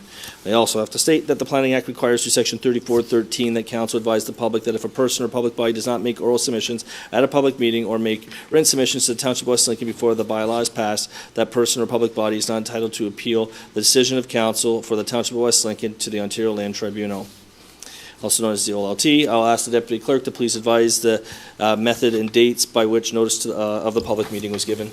Proper notice was given by way of email circulation to agencies and mail circulation to all residents within 120 meters of the subject property on January 12th, 2024. Public notice was also posted to the subject property on January 16th, 2024. Thank you. I'll ask our Manager of Planning, Garrett Barma, to please explain the purpose and reason for the proposed zoning bylaw amendment. Thank you. An application for zoning bylaw amendment has been submitted by Mr. Brad Snippa for 1738 Caister Gainsborough Town Line Road. And 1738 Caister Gainsborough Town Line Road is located just north of Silver Street in the former township of Caister. This zoning bylaw amendment application has been submitted to fulfill a condition of consent that was approved in August of last year by the Committee of Adjustment. That consent severed a 1.26 acre residential lot with a house and agricultural buildings from a remnant 45.7 acres of agricultural land. The zoning amendment application is to rezone the agricultural lands to an agricultural purposes only zone, to prohibit any future residential uses on the land as per the provincial policy, as well as to recognize a deficient lot area than what our zoning bylaw requires, which is 39 hectares. The zoning bylaw amendment is also being applied for to rezone the severed parcel, the residential parcel, from an agricultural zone to a rural residential zone, with some exceptions as well to recognize a larger than permitted accessory building that's on the property within that new zone and lot coverage for accessory buildings. No public comments have been submitted at this time, and town staff have received comments from the Public Works Department, the Township Septic Inspector, the Conservation Authority in the region, and there are no objections raised by these organizations and departments. Planning staff have also completed a review of this application against the applicable planning policies and found that this application does meet those policies and can recommend approval and support this to council of this application at this time, as it meets this policy. And on that note, we have put forward a recommendation report on the same night as the public meeting to have this application go through a more streamlined process. Thank you. Thank you. Is the applicant or their authorized agent here this evening wishing to speak to this? Okay. So we will move to public submissions. Are there anyone present that would like to provide an oral or written submission for in this meeting, either in person or virtually? I will read that. I would like to stress that this may be the only public meeting held with respect to this application. Therefore, if any members of the public that are in attendance in this public meeting would like to make a comment or provide a written comment, they should do so now. We'll go back. I'll go to IT and just confirm to see who we have in the gallery. I don't see anyone with their hand up. I'll go to members in the room here. Anyone wish to speak to this? Not seeing that either. I will read that. Let's find what is it. So it's on microphone. Okay. So once you've been acknowledged to speak, please unmute your microphone. It is important that you provide your comments now if you're not done so already in writing or verbally, as OLT may not consider comments made during any other council and or committee meeting. And so that's just. Yeah, so we already got that. So then now I'll go to members of committee. Do any members of committee have any oral written submissions on the proposed zoning bylaw amendment? And I will reread the part I did for the public, that you must note that members of committee must make their comments now, as the OLT may not consider comments made at any other council or committee meeting, and any member wishing to speak, unmute your microphone to talk. And then I'm going to tell you to mute again. I had Councillor Broderick with their hand up first. I got Councillor Rayner in the queue there. Thank you very much. Just a question through you, Chair, to the Manager of Planning. I did notice that the septic report wasn't included in the report that comes later in the meeting, and from my memory, that is sometimes included. I also noted that there was some, I guess, a condition that will be on this approval. If you could talk to that about the information that we're still waiting for that septic inspection. Thank you through the chair to Councillor Broderick. So we did get verbal comments from the septic inspector late last week on this application, and he has not yet received the septic evaluation. That is a condition required as part of the severance application.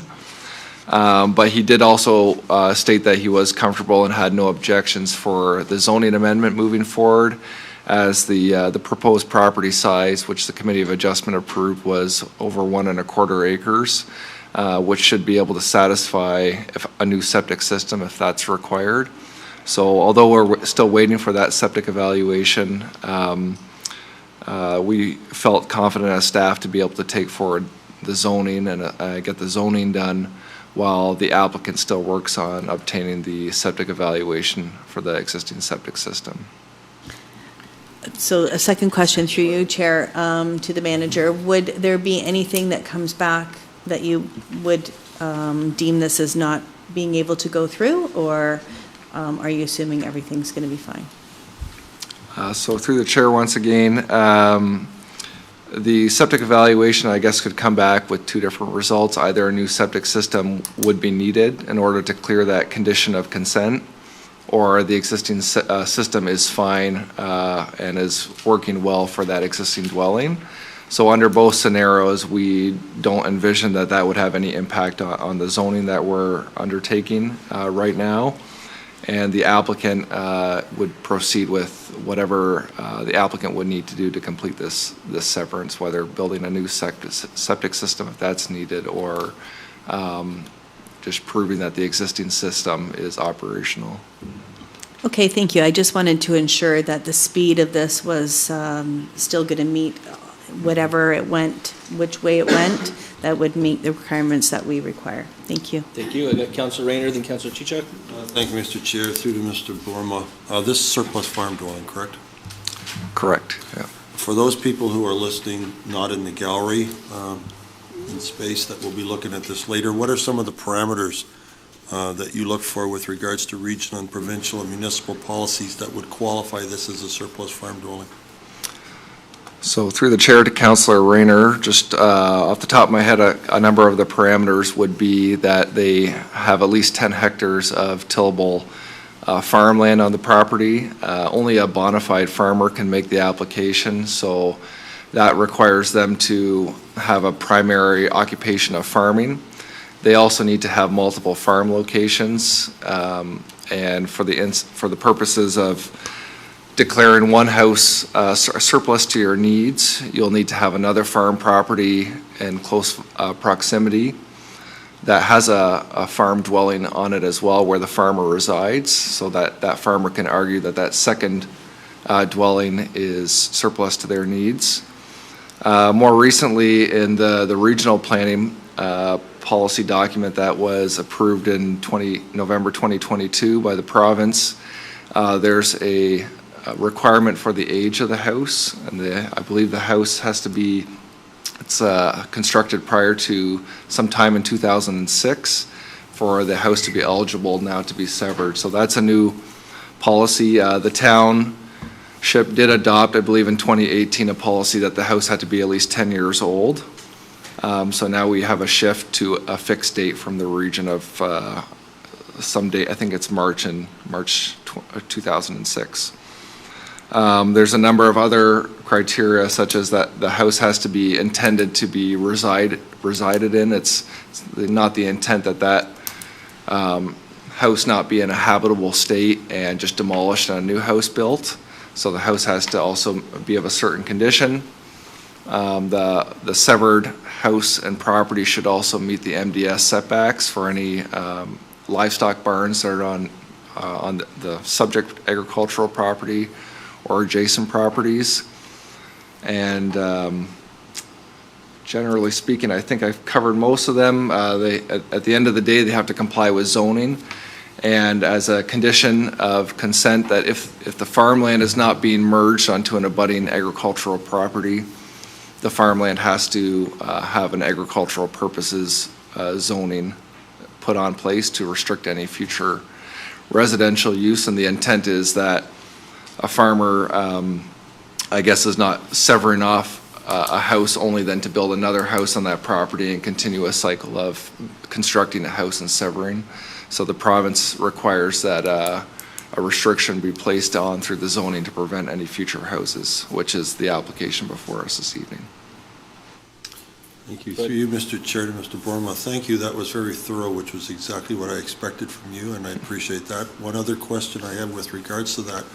What if it's two neighboring properties and they don't have any APOs on them? Could they merge without going through the process and still retain without an APO? Through the chair, so that would be a surplus farm dwelling severance that would just merge the farmland to the abutting farm property. I believe so. Actually, the new regional official plan actually strongly encourages merger to a point where they only allow for the severance to happen as a standalone remnant agricultural piece if merger cannot happen. So they look towards merger, the region does, as a primary, the first step. So basically, if there's a farmer that has interest in an abutting piece of land that hasn't merged for whatever reason, it's in slightly different ownership name, they have to look towards merger first before they go the APO route. Okay, one further question, if I may, Mr. Chair. Yeah. What if both those properties have buildings on them? Does it matter? Like you said, it does matter with regards to surplus farm dwelling that the individual has to be a farmer that has more than one property and everything like that. But what if the person next door wants to buy the land but not the house, which is almost like the surplus farm dwelling in reverse, except you're not severing the land to sell it to somebody down the road. It's the person next door that's merging, which is what the region would like. How would that situation be looked at? That's a good question, and it might be possible that it's site-specific, but I guess what I believe you're referencing is the possibility of that maybe falling under a boundary adjustment as opposed to a surplus farm dwelling severance. So there might be possibilities there. I do believe in the past where merger has taken place, farmers have come in applying for a boundary adjustment as opposed to a surplus farm dwelling severance. Possibly both options would work, but we'd probably want to see what that looks like before we provide any comment further on any site-specific nuances that might have. Excuse me, but the region is in favor of the merge. They like the merge idea where the two farms can come together and become one bigger farm, which is almost like the presentation we had earlier, where we're having less farms, but the farms we have are bigger. That's correct. Farmland consolidation is, I think, one of the objectives, even in our official plan, that smaller farm properties amalgamate to become larger farm properties. Thank you. That was well done. Appreciate it. Thank you, Mr. Chair. No problem. Any other members? I know we had Councillor Chichek, I think, next, but did he asked a fair bit of questions there. Did he cover yours by chance? Okay, good. The mic's yours. Floor is yours. I just kept making new questions as he answered the ones I did, right? Actually not. I thought that Councillor Bradrick asked a question, and I wanted to make sure that we were being thorough with that. It's when we put these conditions on as a condition of severance, what I think I wanted to hear, and I know you know the answer through you, Mr. Chair, is if they don't meet the conditions within a year, the severance does not occur. Is that correct? So if they choose to ignore the findings of the septic system, and neither, if it needs a new one, and they don't do it, the condition would not be met, and therefore the severance would not occur. Is that correct? So through the chair, that is always a possibility. I forget which bill it was, but it was in the last 2 or 3 years. Did extend the time to fulfill conditions to 2 years now, which might actually be a worse thing because now we have greater opportunity to lose track of severances because they're lengthened out. But generally speaking, I believe every surplus farm dwelling severance that would come forward requires that the zoning be completed prior to us issuing the final certificate. So I guess there's an opportunity that in all those circumstances that the zoning is done and the applicant does not complete the severance process. And I can't recall that ever being done, but maybe the director of planning and building can recall that. You know, it wasn't that, sorry, Mr. Chair. The point was that in theory, and I don't know why you'd want to go through the whole bother, but I guess the point I was trying to make is if you don't comply, the severance is never granted or completed. So that's the thing I think I got out of what the questions were that Councillor Bradrick was asking. So if I don't do it, if I don't get the new septic system, we're in deep doo-doo when somebody figures out they don't have a severance. And so why wouldn't you complete it? That's all. Yeah, just to emphasize what was just said, the decision of the Committee of Adjustment to grant a severance approval is subject to conditions. Rezoning is a condition, septic can be a condition, Conservation Authority regulations can be a condition, road widening, you name it. If any one of those fails, then the severance fails, unless they come back and ask for an amendment to the decision, which does happen on occasion. And as has been identified through Councillor Chichok as well, they have a timeline to do that. To Garrett's point, I can't think of any specific example where we've granted zoning approval and then the rest of it fails, but it is a possibility that it could happen. And Mr. Chair, I wasn't looking for us to be specific or to pull out something out of our trash bin that we really didn't want to talk about. I was just meaning that in theory, if you've gone to the trouble of doing all this, you still have conditions and you must meet those, or in fact, somebody who goes to the bank to try and get a mortgage will find out that there was never a severance granted because the conditions weren't cleared. That's all I was trying to make sure I put on the table. Thank you. Thank you. All right, so I'm going to go back around. Any other members of committee? Not seeing or hearing any. So I'm going to mention that please be advised that a recommendation report will be considered by committee this evening.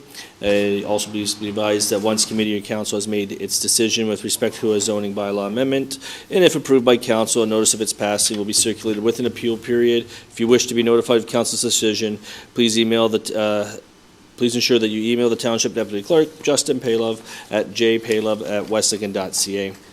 And again, anyone who's interested in observing council and or committee meeting discussions about a particular bylaw should not solely rely on mailed notices and thus potentially miss the opportunity to attend applicable meetings. It is suggested that you that you watch the township website for the posting of agendas to review the items that will be discussed at council and or committee meetings, and that agendas for the meetings are posted on the township website after 4 p.m. on Friday prior to the meeting. Additionally, meeting schedules are also posted to the township website for the public to view. If you wish to receive notices by email, it is suggested that you contact the township clerk to advise of this request. Include your email, your mailing address, and your phone number. So this public meeting with respect to the proposed zoning bylaw amendment is concluded at the hour of 8:03 p.m. That will be the end of that one. And we'll move on to the last public meeting here, which is... well, that was Councillor Rayner's conflict of interest, so Councillor Rayner will be not participating, and he's, I'm not telling him to go do a Timmy's run. Okay. Introduce the item? That's fine. So this, you're just talking about like what I normally do, right? Just appear? Okay, that's fine. So I will just, I guess, start here. So this is a public meeting to consider a zoning bylaw amendment application submitted by James Smith, agent for a temporary use bylaw in regards to 8399 Concession 2 Road, file number 1601-01223. The Planning Act requires in Section 3412 and Section 39 that before passing a zoning bylaw amendment in temporary use bylaw, council must hold at least one public meeting for the purpose of informing the public in respect of the amendment. Sorry, my lips keep drying out. All right. The purpose of the public meeting is to receive comments and answer questions for the public regarding the proposed zoning bylaw amendment. We stress that at this point, no decision has been made on the proposed amendment, and any comments received will be taken into account by council and their consideration. The Planning Act also requires through Section 3413 that council advise the public that if a person or public body does not make oral submissions at a public meeting or make written submissions to the Township of West Lincoln before the bylaw is passed, that person or public body is not entitled to appeal the decision of council for the Township of West Lincoln to the Ontario Land Tribunal, also known as the OLT. So at this point, I'll go to our deputy clerk to advise the methods and dates by which notice of the public meeting was given. No, Rangers are just in trouble, Hold on, we're just going to hold 1 second. Just, They're just talking loud. yeah. All right.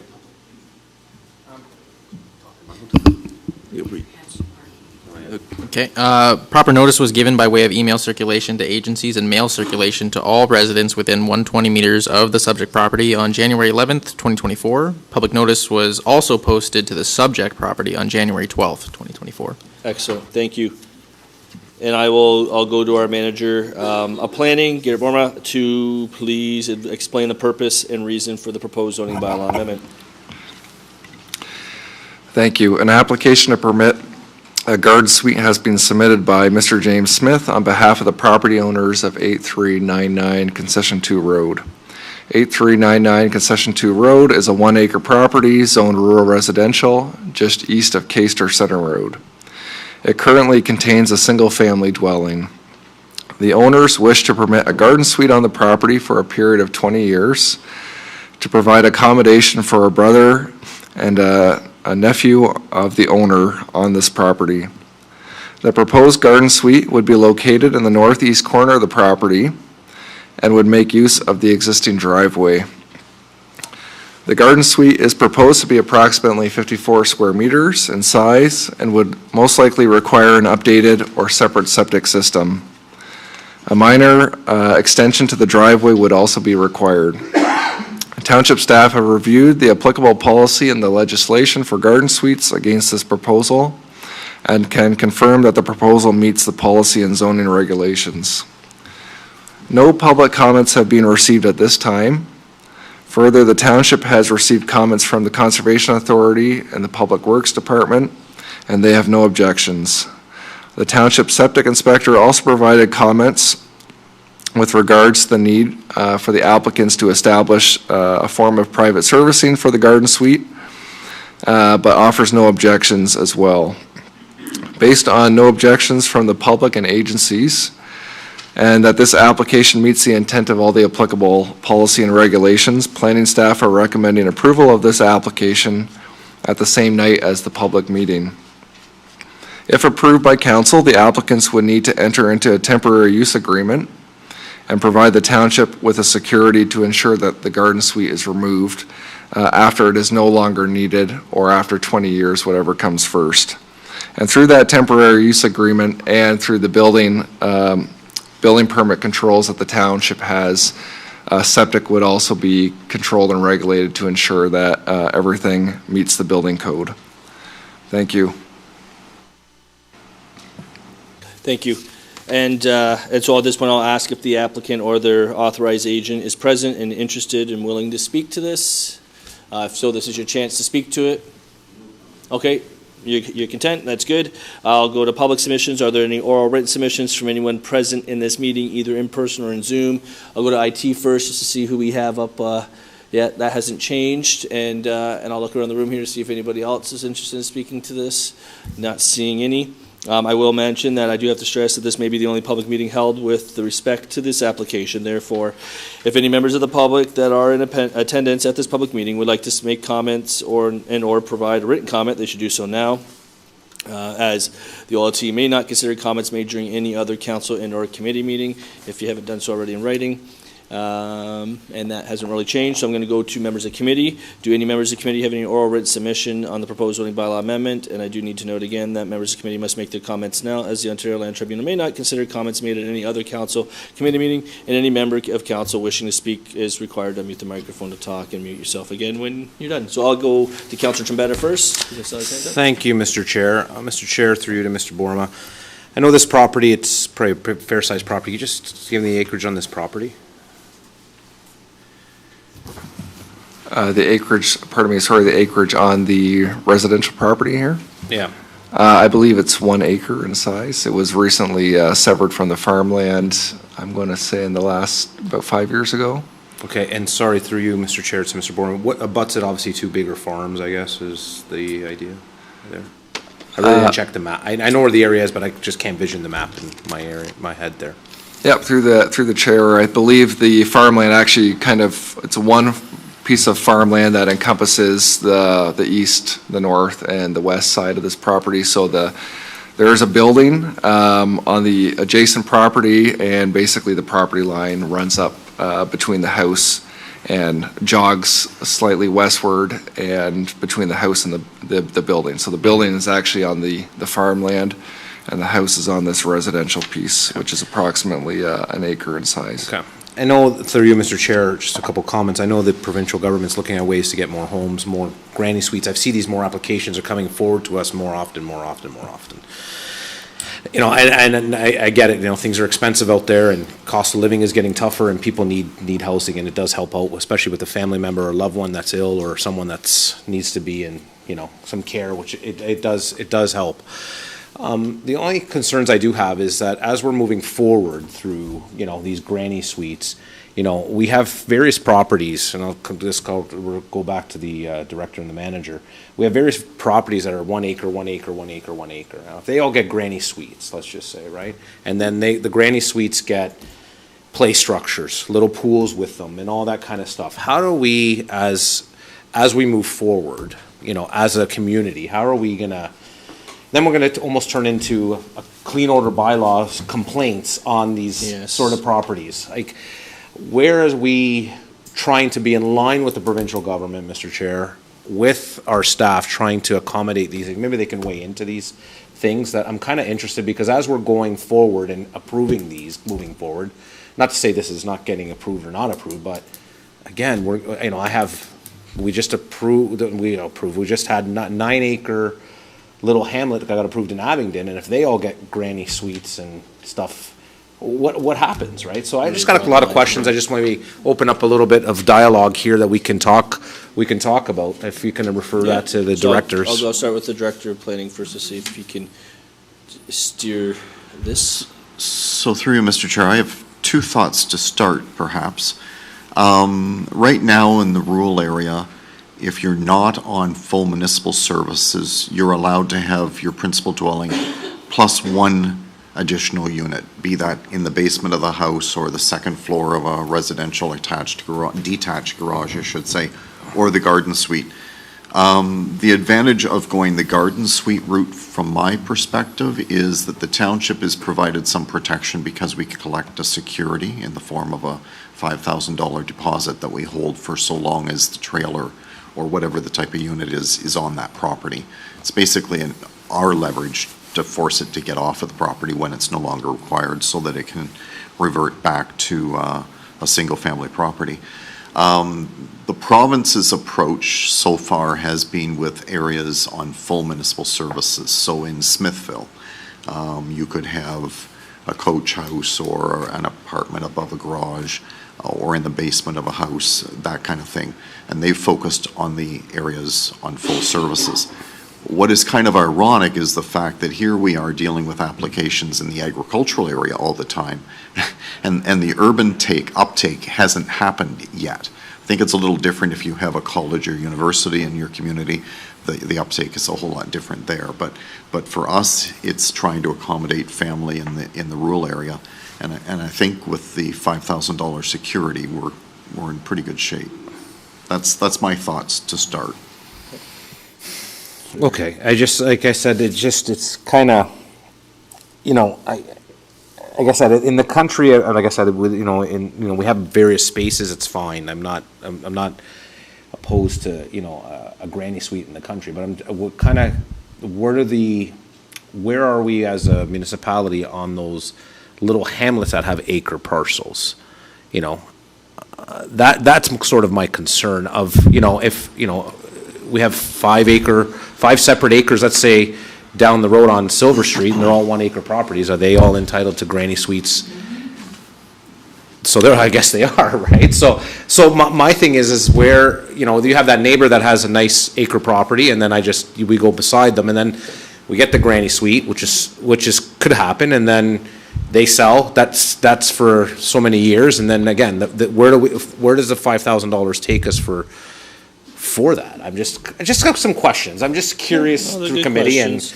And where we're going. Again, we have to be in line with the province. I know that, and we're out following the guidelines of the province, and this is allowed. There's nothing wrong with this. Province dictates it, right? Province dictates it, so this is allowed. But it's just in the future, like, where are we going to get to? We're worried about having what the mayor put it, bylaw.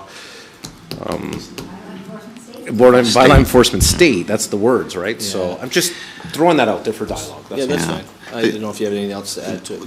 The only thing that I thought of further is, in the instance where it isn't a garden suite, the building code applies as well, and the building code requires that the unit be able to be serviced with proper septic and the whole bit. So there's provisions there to get the unit up and running in the first place. It's an interesting dilemma. I don't know that we're going to see 100% uptake or anything like that, but it is an interesting trend that's certainly underway, and with affordability issues, makes full sense that we're busy talking about these. There was a day when a garden suite was for different generations. This application is the same generations, but the reality is it's still family, and I think we'd be basically laughed at by the province if we said no because it's not different generations. I think we have to be supportive in that regard with this application, and certainly that's some of the increased flexibility that we're going to have to deal with. Okay. No problem. I got Councillor Chuck. Councillor Trombetta is talking about the rural people and the need for garden suites, but if we are on full services in an urbanized area, we have the opportunity for two. So on a 35-foot lot, a 45-foot lot, or a 50-foot lot, which some of our sprawling little homes have, but very rarely, we can have two additional residences. So one in the basement with a rental and a car or two, and then a coach house perhaps, or something located in the far backyard if you go down Rock Street. So you can bug your neighbors, put a house way back there. But the point is that we're talking about intensification like we've never seen, because we've never had to put up with this. We've been one that gradually grew land-related product, which was single-family homes, but we could see much intensification in our urban area as well as the rural area. So welcome to the jungle gyms, et cetera, and the multi-generational areas. All right, any other members of the committee? Not seeing any. Oh, sorry, go ahead. Just not to belabor, but just to follow up on that, it's now led to the discussion between planning and public works around the importance of making sure that we have adequate capacity in our sewer systems for those additional permits that could happen across the urban area, and hence for that reason we're talking that's infill, and we're trying to keep capacity open for infill development as we grow Smithville down the road as well. Okay, I got Councillor Trombetta for a second time. Sorry, thank you, Mr. Chair. Just one more question through you, Mr. Chair, to Mr. Director of Planning. This one's a granny suite for 20 years. Is that transferable to the new owners afterwards, or they have to reapply if they do sell the property? Through you, Mr. Chair, the way the agreement is written, so two things, I guess. Zoning would stay with the land, but the agreement that's written that implements it actually wants to know the individuals who are involved. So I would be of the opinion that if a new purchaser took over, they'd have to come in and sort of renegotiate that agreement with the township to make sure they're still in compliance with the intent. Okay. Thank you, Mr. Chair. Good question. Mayor Ganem? Thank you, Mr. Chair. Through you, that just triggered another question. So, and this is just a hypothetical, because we are going to meet more and more of these. So if the land is sold and the new owners have to come in and they have to negotiate a new thing, does that restart the 20-year period? Or do they buy into the existing agreement and it's just a transfer of names? Through you, Mr. Chair, since the zoning applies to the land, it would not start the 20 years over again. It would be from the date of the original decision. 20 years would expire from that point.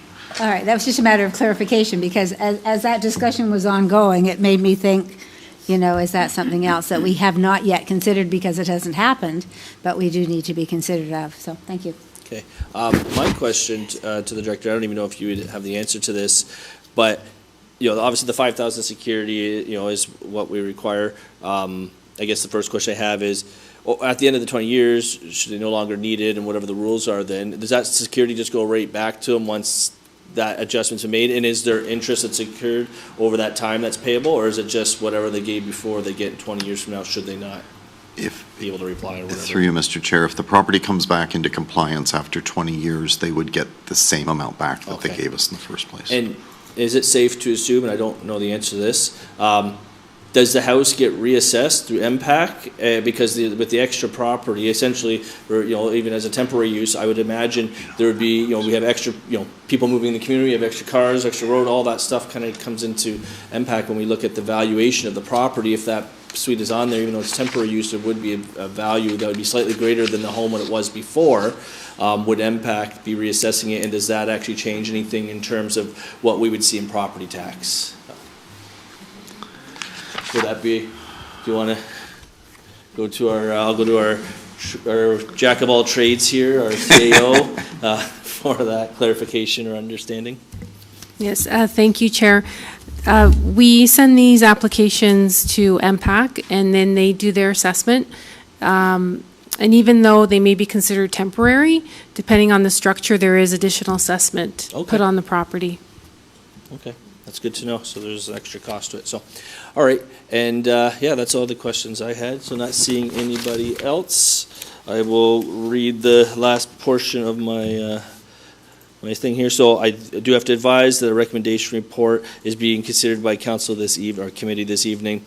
Please also be advised that once committee and/or council has made its decision with respect to the zoning bylaw amendment, and if approved by council, a notice of its passing will be circulated with an appeal period. If you wish to be notified of council's decision, please ensure that you email the township deputy clerk at Justin Paylove at jpaylove@westlincoln.ca. Anyone who's interested in observing council and/or committee discussions about a particular bylaw should not solely rely on mailed notices and thus potentially miss the opportunity to attend an applicable meeting. It is suggested that you watch the township website for the posting of agendas to review the items that will be discussed at council and/or committee meetings. The agendas for the meetings are posted on the township website after 4 p.m. on the Friday prior to the meeting. Additionally, meeting schedules are also posted on the township website for the public to view. And if you wish to receive these notices by email, it is suggested that you contact the township clerk to advise of your request, and your email along with your mailing address and phone number will be included. I will lastly note again, Councillor Rayner did not participate in this discussion, and so that have the record noted that he has left the chambers there as disclosed by his conflict. So then I will then announce that the public meeting with respect to this proposed zoning bylaw amendment be concluded at the hour of 8:22 p.m. That is the end of that. No.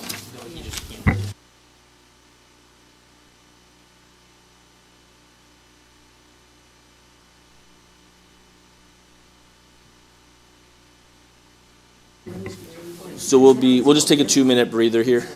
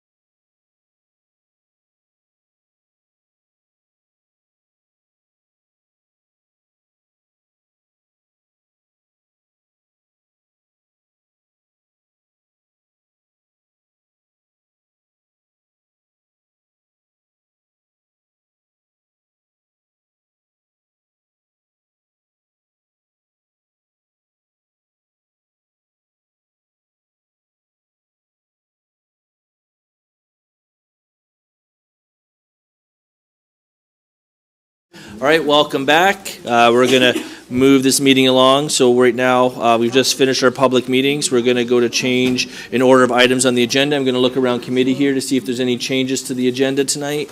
Not seeing any. We have a request to address items on the agenda. Are there any members in the public here that wish to address any items on the agenda? We'll go to IT just to see if we have any new visitors or any current visitors. We do not.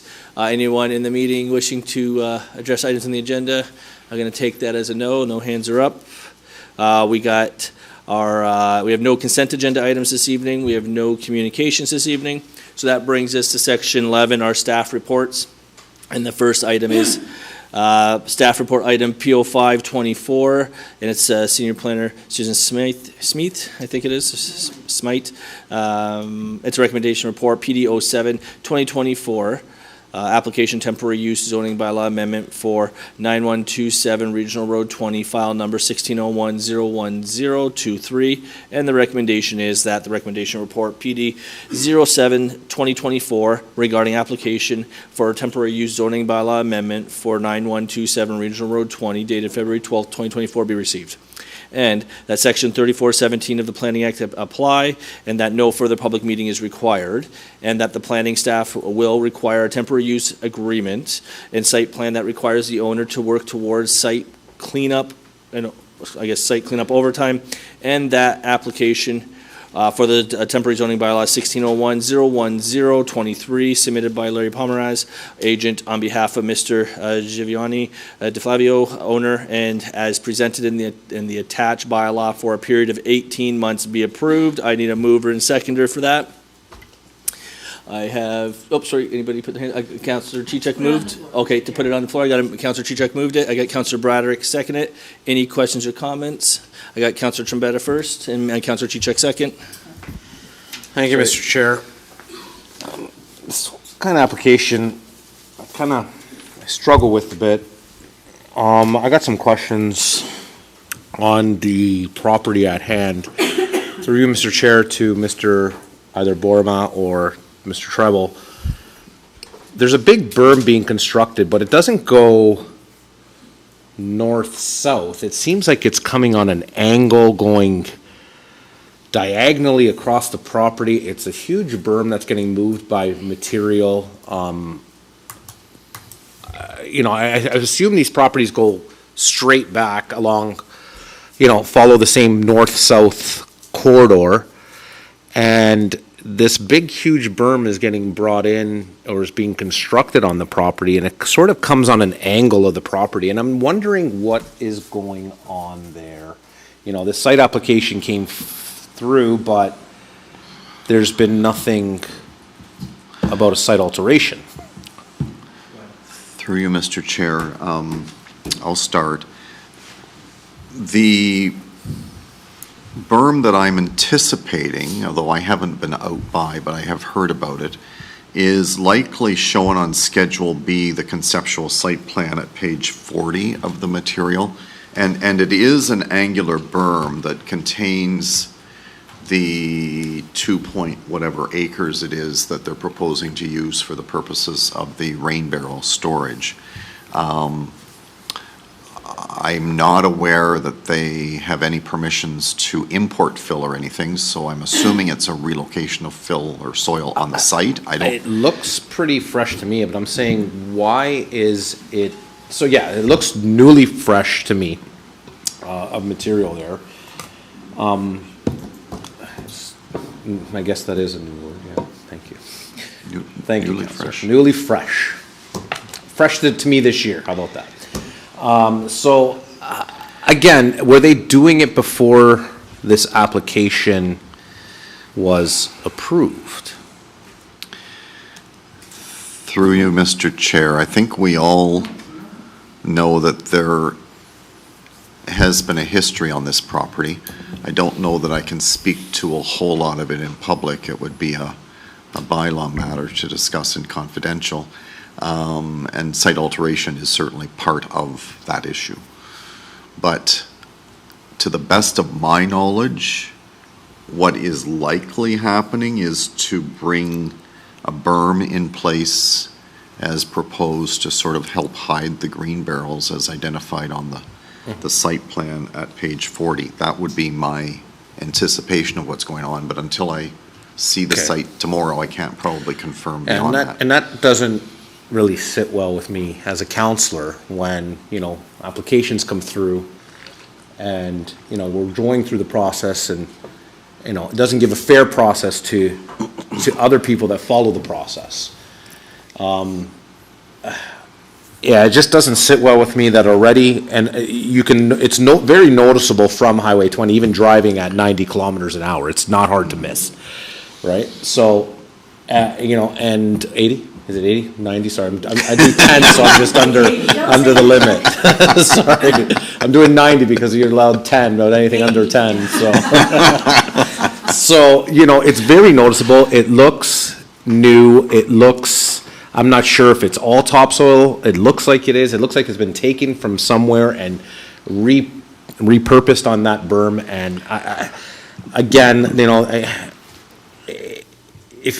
to me, as a counselor, as you come to apply for the application, we encourage businesses. We encourage people to do things the proper process. But to see something like this, it puts a bit of a, without an explanation, it kind of puts a bad taste in my mouth, Mr. Chair. And I will vote accordingly how I see fit for this application, but I just wanted to get my points on the record there. Thank you, Mr. Chair. No problem. And I'm going to go to Councillor Chichak, and I will acknowledge I probably should have went to Councillor Chichak to begin with, since she was willing to put this on the table for us, so that's my apologies. It's So- okay. No, I'm happy to have heard the councillors' concerns. And I too, Mr. Chair, am very concerned about that berm. I went by the other day at 80, so you can see a lot more at that time, Steve. Yeah, and I did. And there is change. I don't know what it is. I didn't know whether it was the wet but it is definitely changed. And that was very disturbing to me, since there was change and we didn't have any of that recorded in the staff report.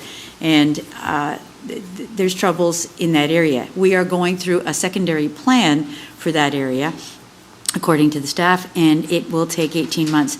Regardless of that, those changes and the history on that site, because the site is still owned by the owner that brought it to the current state, says to me that at 18 months, we may have the secondary plan done, but that's irrelevant.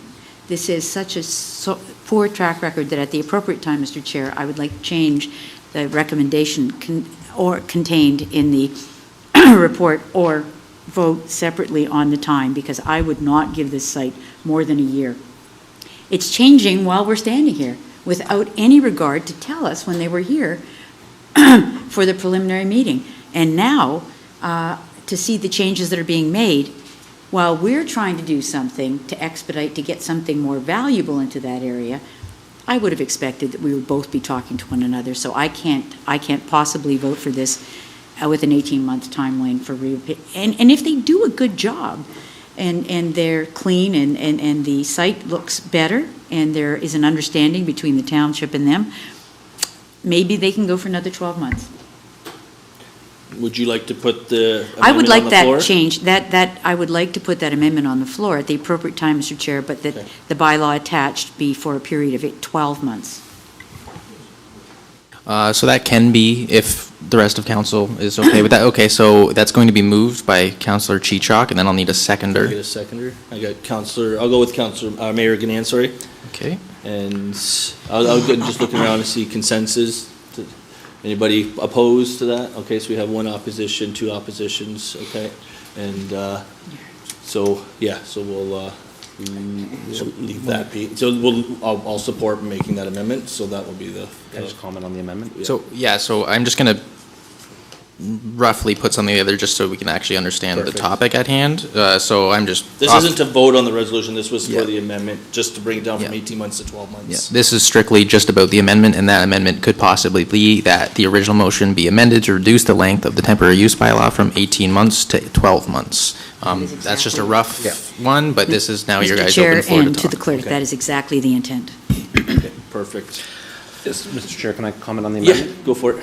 Yeah, so if Councillor Chichok brings the amendment forward, it's not that I don't value what the amendment, how she's bringing it a year forward. I just, again, with myself, I'm very it doesn't matter what time frame was brought forward, even if it was 3 months for me. I just, for me as a counselor, seeing what was constructed there prior to this application coming through, it's just giving me an uneasy feeling, and I have to vote the way I've always said in the chair, vote in my gut, and it's just giving me an uneasy feeling. So I'm not opposed to her ideas. I just want to make that clear for the record. It's just, the situation that is before us and before me that I've seen, driven by at 90 kilometers. Understood. Councillor Rayner? Thank you, Mr. Chair.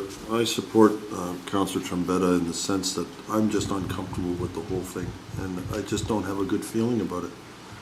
And at this point, I just can't support it. I don't know if he can come back with something different down the road, but at this time, for what was discussed and the purpose for which it was done, I just don't feel it's a fit. Okay, thank you. I have Mayor Ganan, and then I'll come to you. So through you, Mr. Chair, to Director, this is something that's being recommended by staff. And so the amendment was to make it a little more palatable, I would presume. And so if we don't pass this, are we in danger then of this being something that the owner would then appeal, or would it be Mr. Pomerantz as the appellant who appeals when it isn't his property? Like, it's just a wee bit complicated now when they're two different parties, and I'm not sure the process. Yeah, through you, Mr. Chair, ultimately, the owner would have to either be the appellant or provide authority to Mr. Pomerantz to be the appellant on his behalf. I think it would be the same way as the application. Mr. Pomerantz is agent, and he could be agent for the appeal as well. Okay. Oh, sorry, Mayor, again, you still have the floor? Yeah, I do, thank you. So further to this then, obviously this didn't sit well with us when the presentation was first made, but staff have looked at it from a planning perspective. From a planning perspective, would staff still be in agreement if it was a shorter time frame to give them the opportunity to demonstrate that that they are really trying to keep this property in good shape? Is that something that staff would still support? I know that you supported the original recommendation report. It now has an amendment, and so I'm just wondering if staff is still in support of that, because that matters to me, because I don't think we want to jeopardize another appeal, quite honestly. Thank you. Through you, Mr. Chair, my reaction based on what I'm hearing is that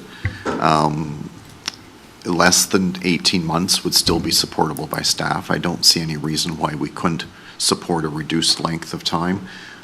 And hopefully, based on the language that is in the recommendation, hopefully the 12 months proves to be an opportunity for them to sort of prove themselves and build their relationship with council. So from that perspective, I'm okay with that.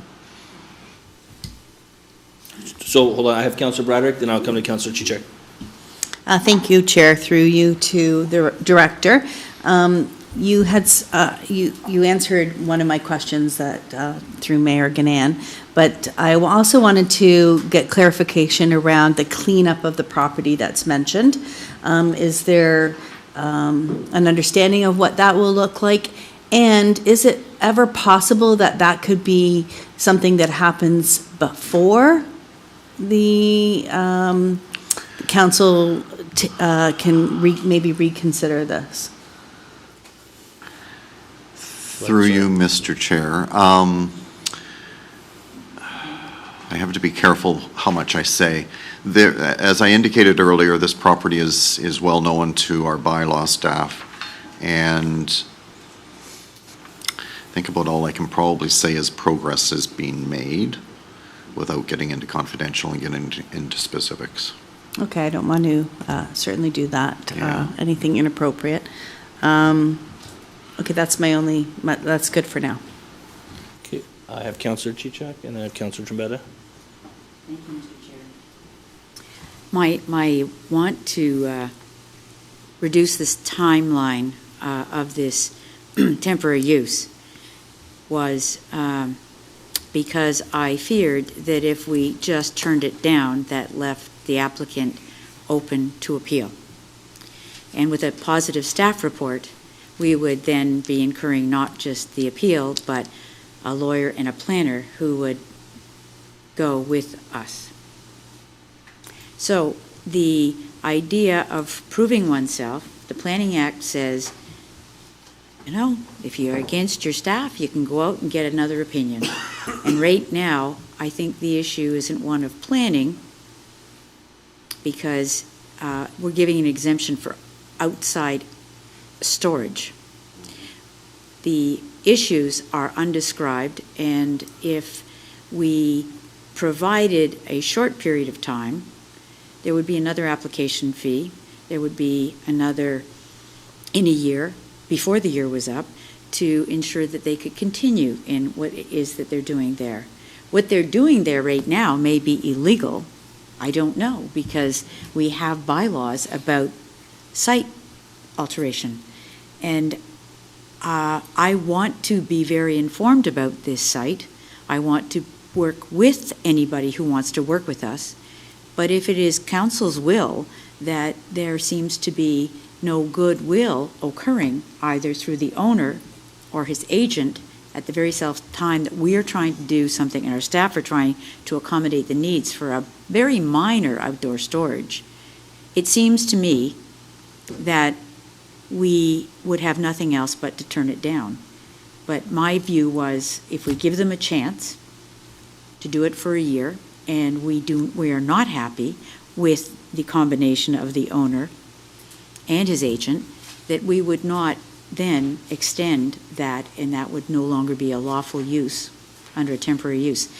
But, so I'm thinking that this would be something where we give someone a chance, and if it fails, to comply with what our expectations are, it's 1 year, and we will not renew it. So that was my reason for taking it down to 12 months instead of 18. Go ahead. Through you, Mr. Chair. Just a thought as well.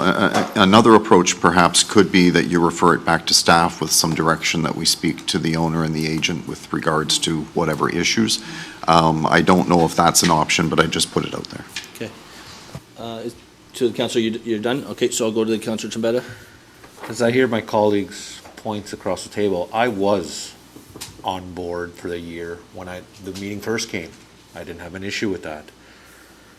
But as I said, as I driven the property and noticed a complete change to the property, I don't know if the material is going to take a year to remove from this property. I don't know if the berm height is according to the site plan. I have no idea. But, to stay to, and I understand the planning process. Again, when Mr. Pomerantz came to make his presentation, I said, okay, I'm good with even giving a year, and until I drove the property and said, well, wait a second, what's going on here? What I'm afraid of is that if applications get passed like that, that's saying, well, they're going to say yes anyways. Go do what you want before they say yes, and that's what's kind of making me nervous. And I don't want to get that message out there. My other members of the committee make very valid points. I just think in this situation, we're headed into a wet spring. Looks like any material moving is not going to possibly take place to the end of July. We can ask the full-time farmers in the gallery. There's one here, but there he is. By the time materials get moved, and again, I would have agreed with my colleague across the table for a year if I didn't see such a change. And through you, Mr. Chair, to Mr. Treble, even when people fight the applications at the board, these points are addressed at the board that there was already site alteration prior. Is these not points brought up when they fight sort of an application in this case? Like And I'm just saying for future, not just this case, but in future. So we can build something on a piece of property, have it operational, not have the site plan approved, but then go to a council deny it, and then fight it and still win it. Like, what happens in these cases? Please, with your experience from there, Mr. Director, through you, Mr. Chair. Yep. Through you, Mr. Chair, I obviously can't predict exactly what the OLT may or may not do in a circumstance, but what I can tell you is generally they look at the site as if it was proposed and for compliance with the rules and regulations that they're asking to be in compliance with. They don't tend to get hung up on the existing nature of the site and any sort of bylaw infractions. So you kind of have to park the history and look at the application and its proposal and its merits. Okay. So yeah, those are just my comments about the, like I said, I think, and to end this off, because I've probably repeated myself 3 times, it'd probably take a year just to fix what was there if it even does comply. So thank you, Mr. Chair. Perfect. Councilor Braddock, I think your mic's on, just to let you know. Not hearing any questions. I'm going to ask a question to the director. If I'm just going through the notes here, and I don't believe I see it here, but I do believe one of the questions I asked, if I'm not mistaken, my memory recalls correctly, was related to if we could collect a security specific. I know there's the application fee of $3,600 that goes through the whole process, but I was wondering, and I don't see it here, and I could be missing it in my notes, but is there an additional security? I know the applicant at the time, or the agent representing the applicant, didn't seem to disagree with the suggestion. It appeared that they had were open to ideas, so I was just wondering if that is part of it. Because I think for myself, I know I would have a little bit more comfort knowing that they were they're showing a little bit more of a commitment, knowing that they have something on the line as well, and that they have every reason to follow through so they could get that security back, so. Yeah, so through you, Mr. Chair, I notice it's not in the recommendation, but it is in the conclusion that the proposal is that we would be collecting a security deposit to ensure the use ceases, especially if the secondary plan does not consider this use appropriate. So do you know what the dollar figure of that security would be? You're talking about $1,000, $5,000? I would assume, although this is something council could set, I would assume that it would be in the range of 5,000, like the garden suite, probably. But that's just me off the top without direction. But if you guys want to provide direction on that, I think that would be appropriate. I know I would feel more comfortable if there was a $5,000 security attached to this. I don't know how other members of the committee feel about that, but maybe if you'd like to consider that to the motion there, because I don't think I can add that to the motion myself as chair, but if not, we can just leave it be and let the chips fall where they fall. All right, not seeing any other committees wanting to do that, so that is fine. All right, so at this point, Councillor Chichek, sorry. No, I'm not going to add to it, Mr. Chair. I just want to refer to the fact that the overview clearly points out that the subject lands are zoned as agricultural A. And outside storage not directly related to a principal agricultural use is not permitted. And for that reason, you make a temporary use. And I guess I'm a little disappointed that we have a recommendation report that suggests that it's okay. And if we're going to do anything, I would like to see it minimized so as not to put us in jeopardy of someone taking us to the board. But this is been viewed by our planners, and they presume that use will not be in contradiction with the Planning Act for a temporary use. The temporary use is established by us. If I could do it for 6 months, I would. But I think that a 1 year with the application to come back, let's face it, if there's no rain barrels there, there's still work that's going on. I'm not sure who's doing that. And that's troublesome. This whole application has been an uneasy feeling. I don't think taking more money is going to make it any different. And the landowner, if I'm not incorrect, is responsible for any violations as a result of accumulation or site plan deviations, I think. So we would go to them, and that fee, charge, or whatever can go on his tax roll. So I'm not uncomfortable with the fact that we don't hammer them with a larger deposit, because I know we can get there. And then we'll clean it the way it has to be done. But I would just want it known that we'll give someone a chance on a property that is not properly zoned for a use that's not usually acceptable. And if there's a compliance between the owner and the agent, and we can see some signs of a responsible business occurring there, that will be another day, and we will look at it another way. But at this moment in time, I'm struggling with the fact that we have a recommendation report that says that we should give them a chance. I'm saying, let's reduce the chance and take a little less risk and move forward. But that'll come down to a vote, and that's why I didn't move the number that you wanted. Oh, that's fine. I just Yeah. thought I should explain it. No, I appreciate that. And honestly, my thought process was more along the lines of, you're right, we can always put it on their taxes, but then now we have to chase that to some extent, where this, exactly, but at the same time, we know that can take, a substantial amount of time if a situation should occur, and hopefully this isn't the situation that occurs. It was just more of a way of ensuring that they had a sign of good faith shown. So any other questions or comments? Not seeing any. So I think we're going to vote first on the amendment, right? So again, councillors, this is just on the amendment to reduce it from 18 months to 12 months. That'll be the first vote. It'll come up on your screen shortly.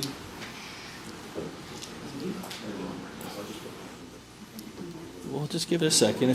Just take a look. Oh, yours is, all right, so that's fine. So that's to reduce it to 12 months. Yeah, easy no. Okay, so that carries 4-2. And no, Councillor Bell is absent this evening, so obviously he did not vote.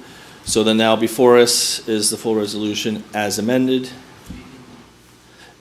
So council can re-discuss this main motion because the amendment has passed, but if there's no other discussion, I'm just going to quickly amend this original here. Yep, I'm not seeing any other. I think we got it all out there. As amended, yes. So the amendment will be noted in the resolution when it comes up to vote here.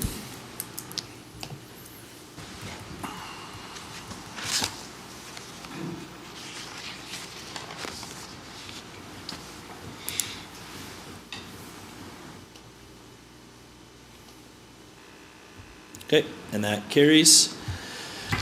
All right, so we will go to our next item on the agenda. Okay, so it's item PDO 9 2024, Site Plan and Development Agreement Approval Update.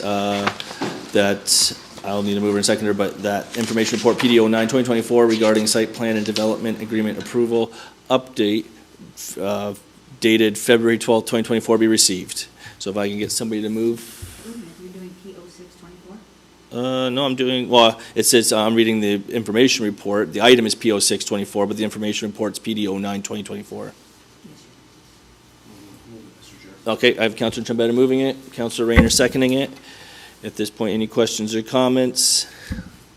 Not seeing or hearing any. I'll go to the Deputy Clerk for the vote.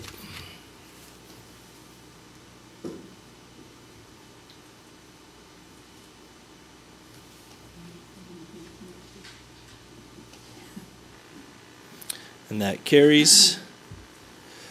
All right, so item PO 724, and this is information report, or just a report, sorry, Director of Planning and Building Brian Treble, report PD 10 2024. It's confirmation of road closing between lots 33 and 34, concession 6 in Gainsborough Ward, Township of West Lincoln.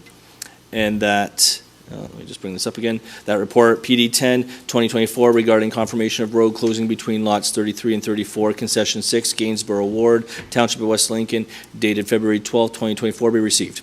And that a bylaw be passed, such as the draft bylaw found at Schedule 2 to this report, to confirm the closing of the road allowance between lots 33 and 34, concession 6, Township of Gainsborough, and now described as Parts 5, 6, and 7, RP 30R 6275 on a survey dated February 22nd, 1990. And that staff be instructed to approach the other 3 affected property owners to the north to confirm closing of the road allowance adjacent to or on their lands as well. And lastly, that cost of registration of the confirming bylaw be borne by the Township of West Lincoln. So I'm going to need somebody to move and second that. I got Mayor Gannan and Councillor Chichuk. Any questions or comments? Oh, go ahead, Director. I just want to make sure council kind of understands what's happening here. This is actually something that's been triggered by a mortgage institution. The deed of the property to the east includes an unopened road allowance, and the mortgage institution came to the owner and basically said, I can't, or we can't forward you funds unless you provide proof that the road is actually closed. There are a number of township, or a number of deeds in this township, I should say, that have parts of a road in their deed, but it doesn't mean that it's actually in their ownership. This case is a little different because when we started doing the digging in 1902, we have a copy of the deed from the reeve and the clerk of the day conveying the road. But the official way to convey a road is by bylaw, and it's a bylaw that has to be registered in the registry office. And according to Tom Richardson, that's been in place forever. So because we can't find a bylaw, this is a necessary step, and it's confirming so that it confirms what happened 120 years ago, effectively. So that's what's happening here. Excellent, thank you. All right, so not seeing any other questions or comments, I'll go to our Deputy Clerk to call the vote.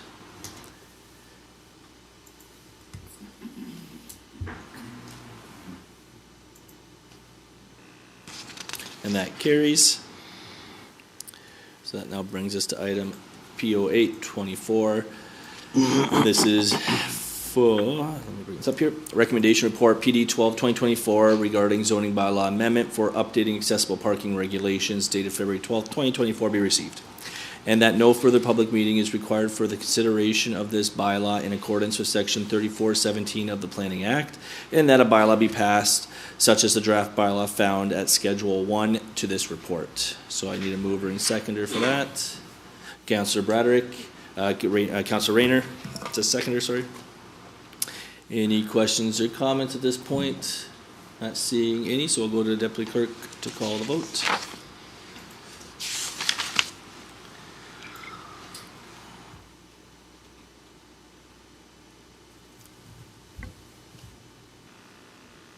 And that carries.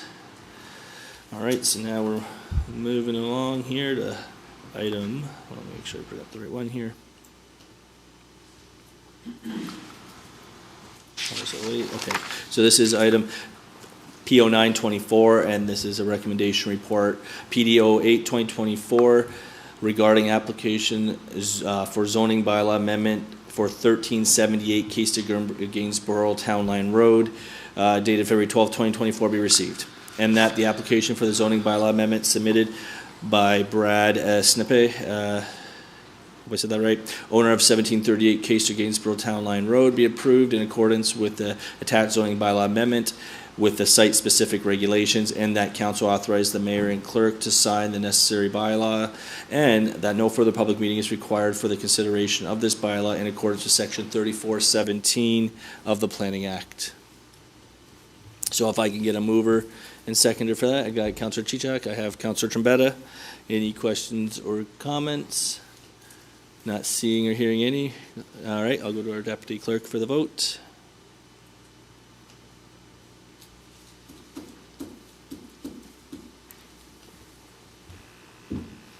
All right, that carries. So now we have recommendation report PDO 6-2024, and it's a temporary use bylaw application 8399 Concession Road 2, and I will read it as, let me just, oh, the screen's not coming up. There we go. Recommendation report PD 06-2024 regarding application for temporary zoning, or temporary use zoning bylaw amendment for 8399 Concession 2 Road dated February 12th, 2024 be received. And that a bylaw such as the draft bylaw attached in Schedule B be approved, and that the Director of Planning and Building be authorized to enter into a temporary use agreement with the owners, and that no further public meeting is required for the consideration of this bylaw in accordance with Section 3417 of the Planning Act. I will note that I believe this is the one that Councilor Rayner earlier had disclosed a conflict of interest, so as a result, he will not participate in this, and so he's just going to move his chair back. I need a mover and seconder for this. I have Councilor Braderick and Councilor Chichuk. Any other questions or comments at this point? Not seeing or hearing any, I'll go to Deputy Clerk to call the question.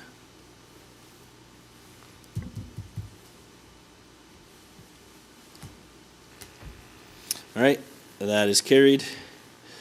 We'll go to, and I'll note again, Councilor Rayner did not participate in that. I got item P1124, and here we have technical report PD11 2024, and this is that technical report PD11 2024 regarding backyard chickens dated February 12th, 2024 be received, and that a recommendation report be submitted to a future planning, building, environmental committee meeting once all public and agency comments have been taken into account and a full staff and agency review has been completed. So I do need a mover and seconder for that. Got Mayor Ganan and Councilor Rayner. Any other questions or comments on this? Not seeing or hearing any. I think we got a lot of it out during the public consultation. We call, yep, perfect. I got the vote in front of you right now for those of you have it. Okay. So again, this is just to receive the information and to have a future recommendation come to council, and that is passed and then carried, so we'll see that in the future meeting. So that ends that. I go to other business. Are there any other matters of business, informative nature? Not seeing or hearing any. We got new items of business. So, sorry, go ahead. Did I go over that too quickly for you? You did. I had my hand up, but you went to the new items, and I just have one quick thing. Go for it. So I just want to say that exactly a year ago, Councillor Trombetta said to me something about a Mayor's Cup for hockey, and why didn't we know about it? And so I went to the mayor of Port Colborne, who hosts that tournament, and said to him, I have a councillor who asked why we weren't involved in that. And he told me that it was invitational only, and that quite often the teams come back year after year. So I just said to him, well, we have some country kids who play hockey quite well, and if somebody drops out of your tournament, we'd be interested in taking part. And so that did happen this past weekend, and I would just like you to know, if you haven't already heard, that they actually won the B division of that tournament. Champions. And so it was, they did an absolutely great job. It was made up of male and female players with a female goalie. They won all 4 of their games and played really, really well, and certainly demonstrated excellent sportsmanship and good hockey skills, and really some good camaraderie among different departments that put that team together. And so it was my pleasure to be there and watch, and I got invited into the smelly dressing room to receive this afterwards. In any case, it was a very proud moment. It was one of those things. So did you also, Councillor, play? I did. And how did your I team played in do? D Division and didn't do too well. Oh, well, I'm sorry about that. Yes, we played in D Division. I did have actually a chance to witness the West Lincoln team. I watched them play because they were playing right after we had the first game on Rink 1. They were playing on Rink 2, and they were flying out there, and I was just trying to keep my balance on the other side. So actually, it was I saw the uniforms. I don't know if those uniforms were there for a while. They had the West Lincoln Fire Department uniforms. They had fire department shirts. So it was really good to see. They were playing Waynfleet at the time. Waynfleet was in black and West Lincoln was in red. So I watched a little bit of that game. I didn't see you there, Madam Mayor, at the time. Maybe we didn't cross. So, but it was an exciting tournament. A good turnout, really fast hockey, and it was good. Good. It was really well. I actually was not, I was there Friday night. Okay. And then Saturday I was judging speeches at the Legion between 2 and 4. and they played at 2 and at 4. Yes. So I had no opportunity to get there, but I did ask someone to text me to let me know where they played Sunday. So Yes, we were back excellent. Sunday morning. So anyway, it was really good. Well, they got to defend their title for next year, so. Well, and I don't know if that means you might know more about that, Counselor. I don't know if that means if you win a division, do you go up a division, or is it just based Well, on the size? me, of I'm the- going to probably whine because I think the divisions aren't fair, but they don't have them classified A, B, C, and D. I think the D division, but that's just my opinion. I don't want to give these opinions, but no, divisions play each division how they do it. The Mayor's Cup, I don't know how that comes either. either, So, but yeah. anyway, we did well, so I'm sure we will now be in the tournament Yeah, for a while. so absolutely. Anyway, thank you. Thank That's you. all. And not seeing any other comments, so seeing no new item of business. So I'll adjourn the meeting at the hour 9:08 PM. Thank you, everyone, for joining, and have